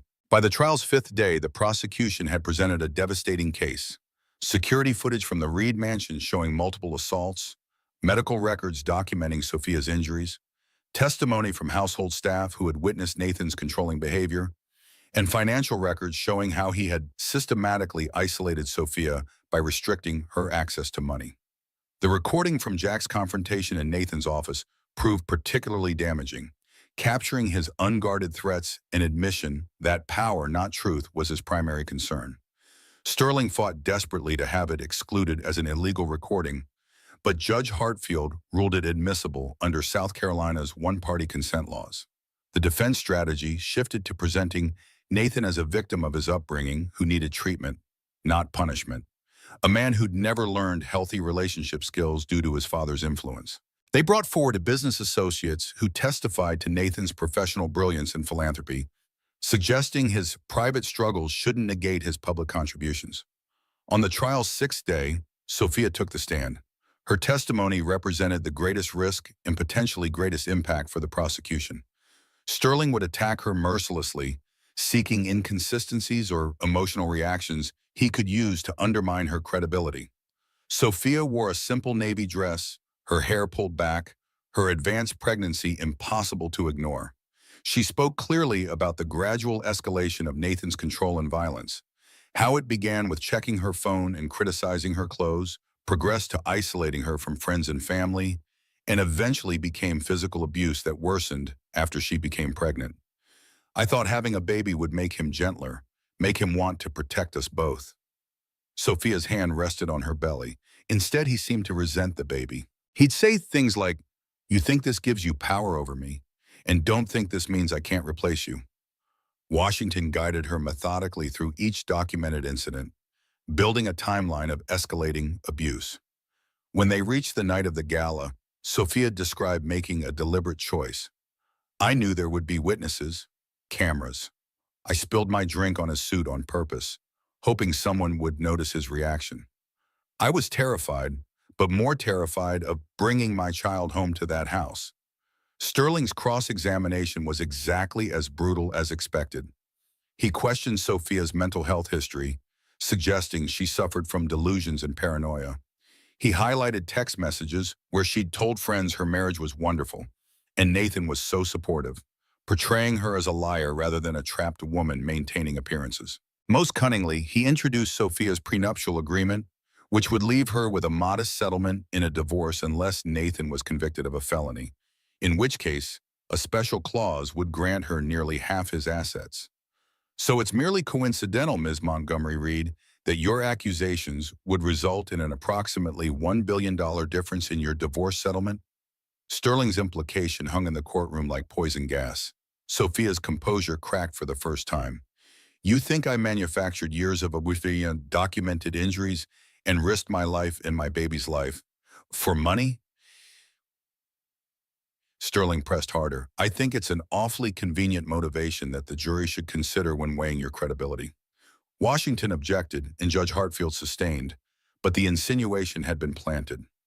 Sophia gripped the witness stand, her knuckles white. Mr. Sterling, I grew up with more money than I could spend. My family has been in Charleston for 6 generations. I chose Nathan because I loved him, and I stayed because I was afraid of him. If I had wanted to leave with money, I would have gone home to my parents at the first sign of trouble. Her voice strengthened as she continued. The money means nothing. I would live in a one-room apartment and work 3 jobs if it meant my daughter would never see her father hurt her mother. I would give up every penny to never again feel his hands around my throat. The gallery sat in stunned silence. Even Sterling momentarily faltered before regrouping to attack perceived inconsistencies in Sophia's previous statements. When Sophia finally stepped down, exhaustion evident in every movement, Jack caught her eye from the gallery and nodded slightly. She returned the gesture, a silent acknowledgement between two people forever connected by one pivotal moment of decision. Nathan Reed was the defense's final witness. Sterling had clearly coached him extensively. Gone was the arrogant CEO, replaced by a contrite figure who spoke softly about his difficult childhood and struggles with anger management. He admitted to regrettable incidents while denying the most serious allegations. He expressed remorse for failing to get help sooner and pledged to undergo extensive therapy. Washington's cross-examination systematically dismantled this carefully constructed persona. She contrasted Nathan's courtroom demeanor with his recorded threats to Jack, his attempts to have Sophia committed against her will, and the intimidation campaign against witnesses. Most devastatingly, she played the security footage from the Reed mansion showing Nathan's violence side by side with his sworn deposition denying those same incidents. Mr. Reed, how do you explain directly contradicting under oath what we can all see with our own eyes? Washington's question hung in the courtroom. Nathan's carefully maintained facade began to crack. Those videos are selectively edited to remove context. Sophia had issues with balance. She would become hysterical, and I would need to restrain her for her own safety. Washington approached the witness stand, maintaining uncomfortable proximity. So in the footage where you strike Ms. Reed across the face with enough force to knock her down, you were helping her with her balance issues? The question triggered something in Nathan. His expression darkened, jaw tightening visibly. You don't understand the pressure I was under, running a billion-dollar company while dealing with her constant emotional problems. Sometimes she needed to be controlled for her own good. The slip, revealing his true perspective, that violence was justified as control, sent a ripple through the courtroom. Washington pressed the advantage. For her own good? Like when you kicked her in the stomach while she was pregnant? Like when you fractured her ribs? Like when you threatened to kill her if she left you? Nathan's composure disintegrated entirely. She's manipulating all of you. His voice rose sharply. You think she's some innocent victim? She trapped me with this pregnancy. She and her family have been planning this takedown from the beginning. Judge Hartfield rapped her gavel sharply. Mr. Reed, control yourself or I'll have you removed. But Nathan was beyond control, years of carefully concealed rage finally breaking through. You have no idea what it takes to build something like I've built, to maintain it. The sacrifices, the constant threats from all sides. He jabbed a finger towards Sophia. She was supposed to support me, not undermine me. She belongs to me. The courtroom froze in collective shock. Sterling closed his eyes in defeat. Washington simply stepped back, allowing Nathan's true nature to speak for itself. Bailiff, remove the witness and escort him to a holding room until he can compose himself. Judge Hartfield's command broke the stunned silence. The jury will disregard the outburst. But as Nathan was led away, still shouting about conspiracies against him, it was clear no instruction could erase what the jury had witnessed. The mask completely dropped, revealing the man Jack had glimpsed that night at Sapphire Hall. The jury deliberated for just under 5 hours. Jack spent the time pacing the courthouse corridors, too anxious to sit, too invested to leave. Carlos brought him coffee that grew cold in his hands. Rebecca worked furiously on her laptop, preparing alternative articles for either verdict. When the bailiff announced the jury's return, the courtroom filled with electric tension. Nathan had been composed upon his return, but his eyes held a coldness that suggested he'd abandoned the contrite act as no longer useful.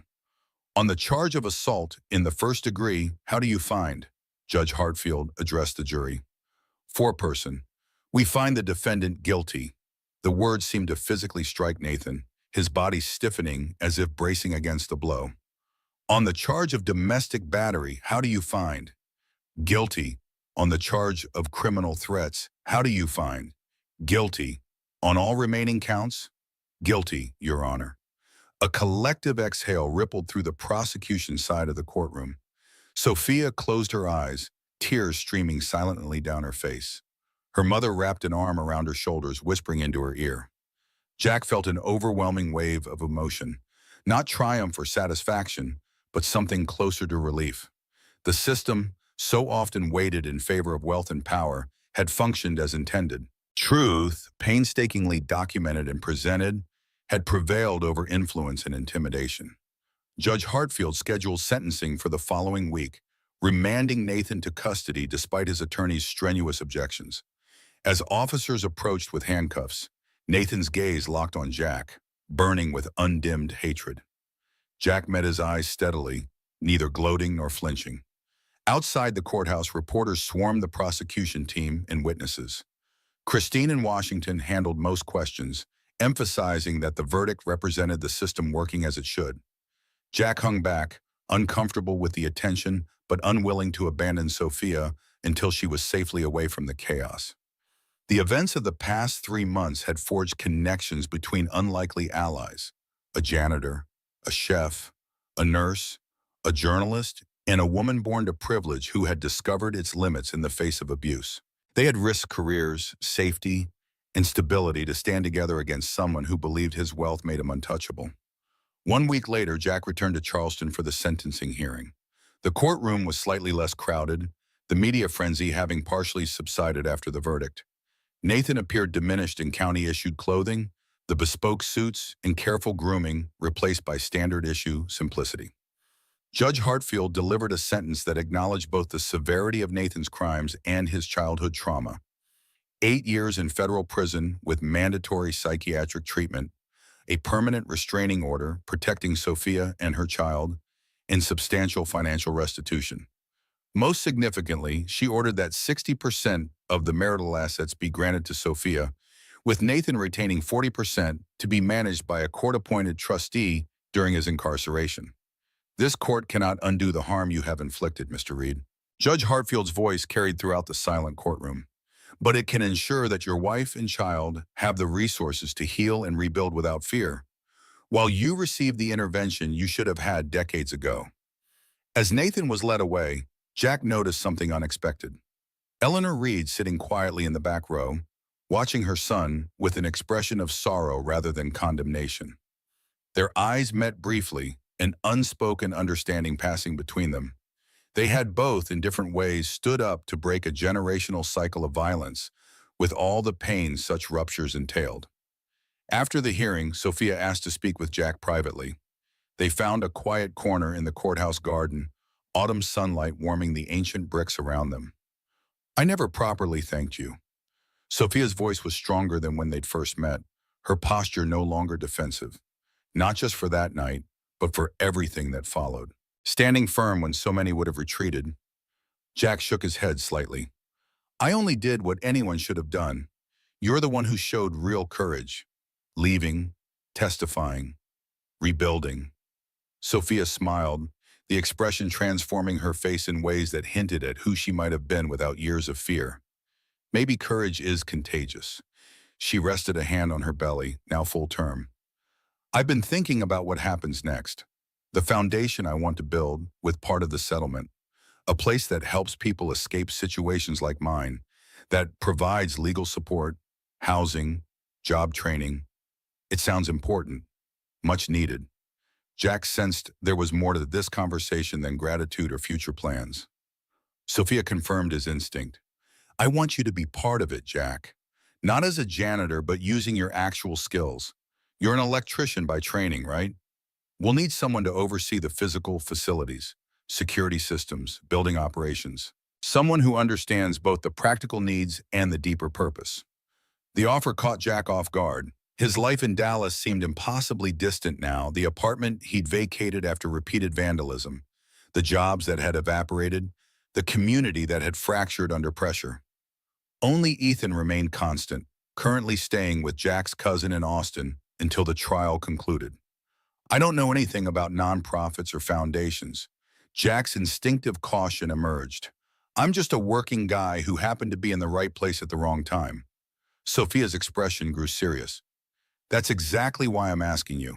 Not because you have foundation experience, but because you understand what it means to see something wrong and act, regardless of the cost.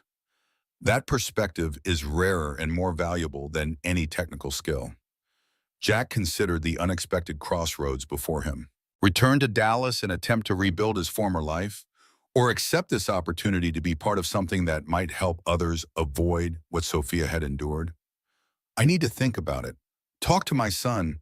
He's had his life turned upside down enough already. Sophia nodded, understanding. Of course.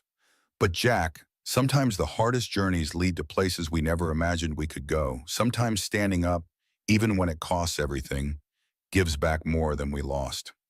The words stayed with Jack as he flew back to Austin that evening, mulling over possibilities that hadn't existed 3 months earlier. Ethan greeted him with fierce enthusiasm at his cousin's modest home, full of stories about his temporary school and the friends he'd made. Later that night, as Jack tucked his son into the guest room bed, Ethan asked the question he'd clearly been saving. Does this mean the bad man can't hurt anyone anymore? Jack chose his words carefully, never wanting to lie to his son, but aware of the complexities beyond a 7-year-old's understanding. It means he's going somewhere he can't hurt his wife or baby, and he's going to get help for his anger problems. Ethan considered this solemnly. Like a timeout, but for grown-ups? Something like that. A very long timeout with doctors to help him learn better ways to handle being upset. Ethan nodded, satisfied with this framework. Dad, are we going home now? The question hung between them. Home, no longer a clear reference point. Their apartment had been surrendered, their possessions mostly in storage, their former neighborhood tainted by unpleasant memories of threats and vandalism. What would you think about a new home? Jack watched his son's face carefully. Maybe not in Dallas, somewhere with better schools, closer to the ocean. Ethan's eyes widened. Like where that nice lady lives, the one you helped? Charleston, Jack confirmed. There might be a job opportunity there. We'd have to start over. New school for you, new place for us. It's a big change. Ethan was quiet for a moment, processing this potential future with the seriousness children sometimes bring to major life decisions. Would you still be fixing things? That's what you're best at. Jack smiled at his son's perfect distillation of identity beyond job titles. Yeah, buddy, I'd still be fixing things. Just different things. And maybe for people who really need help. Ethan nodded decisively. I think we should go. His small hand reached out to touch the fading bruise on Jack's cheekbone, a parting gift from one of Nathan's more zealous supporters outside the courthouse. Maybe there you won't have to fight bad guys anymore. The comment struck Jack with unexpected force. The realization that despite his efforts to shield Ethan, his son had absorbed the fear and tension of recent months. The chance to start fresh somewhere without those associations suddenly held greater appeal. The following week brought resolution to the logistical details of Jack's decision. Christine negotiated a modest settlement with Sapphire Hall for wrongful termination, providing enough financial cushion for the move to Charleston. Rebecca's series on the case won National Journalism Awards, focusing renewed attention on how wealth and influence often insulated perpetrators of domestic violence. Carlos received funding to develop a culinary training program for domestic violence survivors, part of Sophia's larger foundation vision. 2 months after Nathan Reed's sentencing, Jack and Ethan arrived in Charleston to begin their new chapter. The city's historic architecture and coastal atmosphere couldn't have been more different from Dallas's modern sprawl. They settled into a small but comfortable apartment near the foundation offices, which were being established in a formerly abandoned community center in need of extensive renovation. On the day Jack first walked through the building that would become the new Dawn Center, Sophia accompanied him, now with 2-week-old Emma cradled against her chest. The infant's tiny features held hints of her mother, but mercifully little resemblance to Nathan. Sophia's family had rallied around her, providing both emotional support and practical assistance as she navigated new motherhood alongside launching the foundation. The building needed everything: updated wiring, plumbing, security systems, structural repairs, all areas where Jack's practical skills would prove invaluable. As they toured the space, he found himself envisioning possibilities. A commercial kitchen where Carlos could teach culinary skills, comfortable counseling rooms, a children's play area, secure residential apartments for emergency housing. "So what do you think?" Sophia asked as they stood in what would become the main reception area. "Can you transform this place?" Jack ran a hand along a wall, noting where the plaster had crumbled to reveal the solid bones beneath. "It's got good structure, strong foundation. The rest is just details." Sophia smiled at the metaphor's aptness. "That's what I thought too." Her gaze dropped to Emma's sleeping face. Sometimes the strongest things are built from what was broken. Over the following months, Jack immersed himself in the renovation project, finding unexpected satisfaction in applying his skills to a purpose larger than a paycheck. Ethan thrived in his new school, quickly making friends and joining the science club. The lingering anxiety that had shadowed him in Dallas gradually receded, replaced by the resilience children often demonstrate when given stability and safety. The foundation work attracted others who understood its mission from personal experience. Linda relocated from Dallas to establish the center's health services component. Rebecca divided her time between journalism projects and developing the foundation's media strategy. Carlos visited regularly, developing the culinary program while his wife continued cancer treatments in Dallas, now fully covered after Christine threatened the insurance company with a very public legal battle. 6 months after the trial, the New Dawn Center prepared for its grand opening. What had once been a neglected building stood transformed, warm, welcoming, and secure. The residential wing could house up to 12 families in emergency situations. The education center offered job training, financial literacy, and legal advocacy. The children's area provided therapeutic play spaces and counseling. The night before the official opening, Jack worked late, addressing last-minute details. In the main hall, now painted in calming blues and greens, Sophia sat reviewing donor information while Emma slept in a portable crib nearby. "Did you ever imagine we'd end up here?" Sophia's question broke the comfortable silence. "That night at Sapphire Hall, did you have any idea where that one moment would lead?" Jack paused in his adjustment of a security camera. "Never in a million years. I just knew I couldn't walk away and still face myself in the mirror. Or face Ethan." Sophia nodded, understanding. "That's what I tell people when they ask why you did it, that some people simply can't turn away, even when it would be easier. Even when it cost them everything." Jack thought about the kids, the job lost, the apartment abandoned, the threats endured, and weighed them against the gains. Ethan's increased confidence, the purpose he'd found in this work, the community they'd built among survivors and advocates. "I didn't lose everything." Jack's perspective had shifted over months of reflection. "I lost things I could replace: the bum, an apartment, some fair-weather friends. But I kept what mattered: my self-respect, my son's respect. And I gained things I never expected." Their conversation was interrupted by Carlos arriving with dinner for the late workers, his contribution to the final preparations. The three of them sat together sharing the meal, discussing the next day's ceremony and the foundation's future plans. The easy camaraderie between them reflected bonds forged through shared purpose and challenge.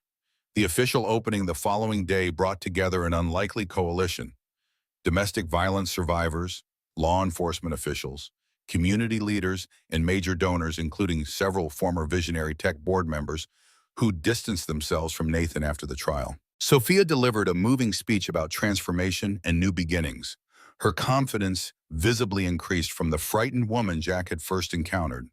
When it was Jack's turn to speak, he found himself uncharacteristically nervous.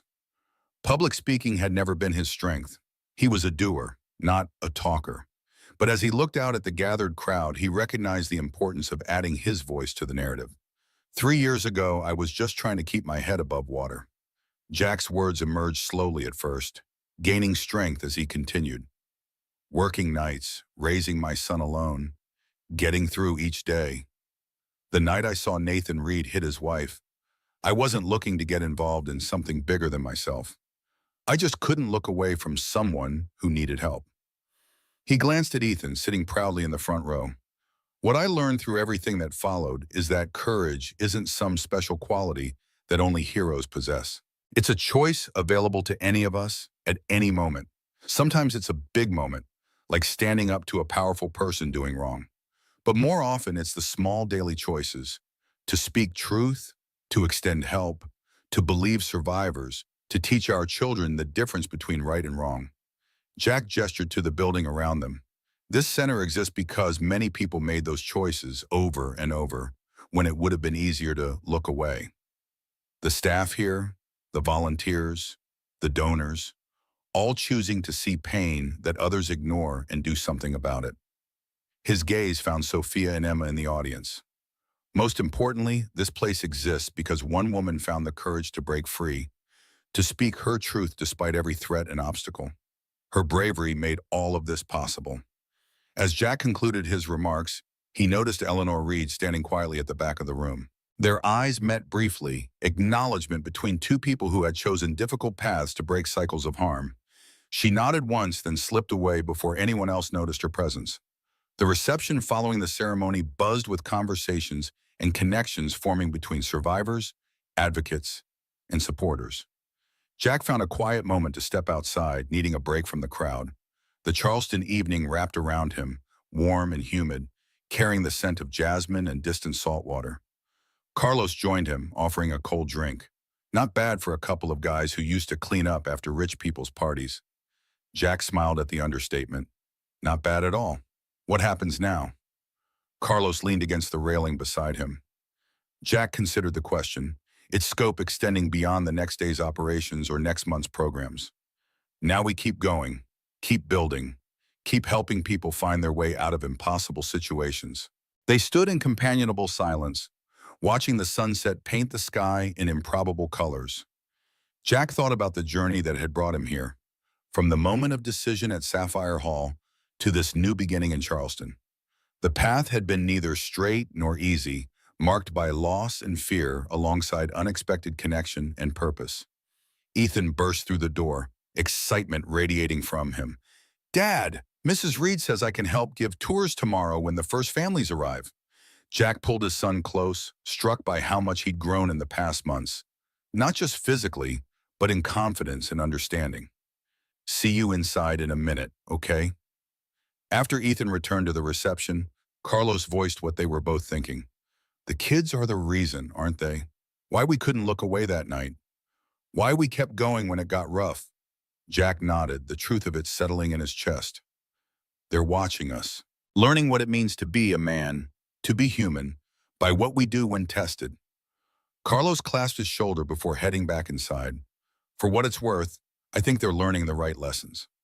Left alone, Jack allowed himself a moment to acknowledge the complex mixture of emotions the day brought. Pride in what they'd built, lingering anger at the system that made such places necessary, hope for those who would find safety within these walls, and gratitude for the unexpected community that had formed from shared purpose. The door opened again, this time revealing Sophia with Emma bundled against her chest. "Hiding from your admirers?" Her smile held a warmth that continued to emerge as months of safety accumulated behind her. "Just catching my breath." Jack made room for her at the railing. "Congratulations. This place is going to help a lot of people." Sophia looked back at the building, its windows now glowing with golden light against the deepening twilight. "You know what I realized today? When Nathan was sentenced, I thought that was the end of the story, the period at the end of a terrible chapter. But it wasn't an ending at all. It was a beginning." Jack understood exactly what she meant. The trial had been necessary but insufficient, a reckoning, but not a resolution. The true healing for all of them lay in what they built from the wreckage. Somewhere in a federal prison, Nathan Reed continued to maintain his innocence to anyone who would listen. His empire diminished, but not destroyed, his fundamental character likely unchanged. But his power to harm Sophia, to intimidate witnesses, to buy protection from consequences, had been definitively broken. Some people viewed their story as a cautionary tale of how wealth could corrupt, or how privilege could blind, or how justice sometimes required extraordinary persistence. But standing beside Sophia as evening settled around them, Jack saw it differently, as proof that ordinary people, choosing courage over comfort in critical moments, could change the seemingly unchangeable. Emma stirred against her mother's chest, tiny fists waving in momentary distress before settling again. Sophia adjusted the blanket around her with practiced ease, her movements no longer bearing the hypervigilance of someone expecting punishment or at any moment. She's going to grow up in a different world than the one she was conceived in. Sophia's voice held wonder tinged with lingering sadness. She'll never know what it was like, living with that fear. Never see her mother treated as property. The night at Sapphire Hall seemed simultaneously recent and distant, a fulcrum point around which both their lives had pivoted into unexpected trajectories. What had begun as a simple moral choice for Jack had evolved into something far more complex and meaningful, a community dedicated to breaking cycles of violence, to creating pathways toward healing. As they turned to rejoin the celebration inside, Sophia paused, her expression thoughtful. You know what someone asked me earlier? How did you find the strength to leave? And I realized the answer was watching someone else be brave first. Seeing you stand up that night when no one else would, it showed me another way was possible. Jack had never viewed his actions in that light, as permission for others to find their own courage. The realization humbled him, underscoring how small choices could ripple outward in ways no one could fully anticipate. Inside, Ethan was enthusiastically describing the building's security features to an elderly donor, his inherited technical mind evident in his detailed explanation. Carlos's wife, Maya, now in remission, chatted with Linda about volunteer opportunities during her recovery. Rebecca documented the evening for both journalistic purposes and the Foundation's records, her camera capturing moments of connection and celebration. This unlikely family had formed from shared purpose and mutual support, transcending differences in background, education, and circumstance. They had discovered through trial and sacrifice that courage was indeed contagious, that one person standing firm could inspire others to find their own strength. As the evening wound down, Jack found himself standing in what would become the children's playroom, already stocked with books, toys, and comfortable furniture. A mural covered one wall, a sunrise over mountains, painted in hopeful colors. Beneath it, a simple phrase in elegant script. Every ending is also a beginning. He traced the words with his fingertips, feeling their truth resonate through his journey from that night at Sapphire Hall to this moment of new possibility. Whatever came next, challenges, setbacks, triumphs, growth, they would face it together. This community forged in the crucible of standing up when standing up was hard. And in that knowledge lay a different kind of wealth than Nathan Reed had ever possessed or understood. The invaluable fortune of purpose, connection, and the quiet certainty of having chosen right over easy when it mattered most.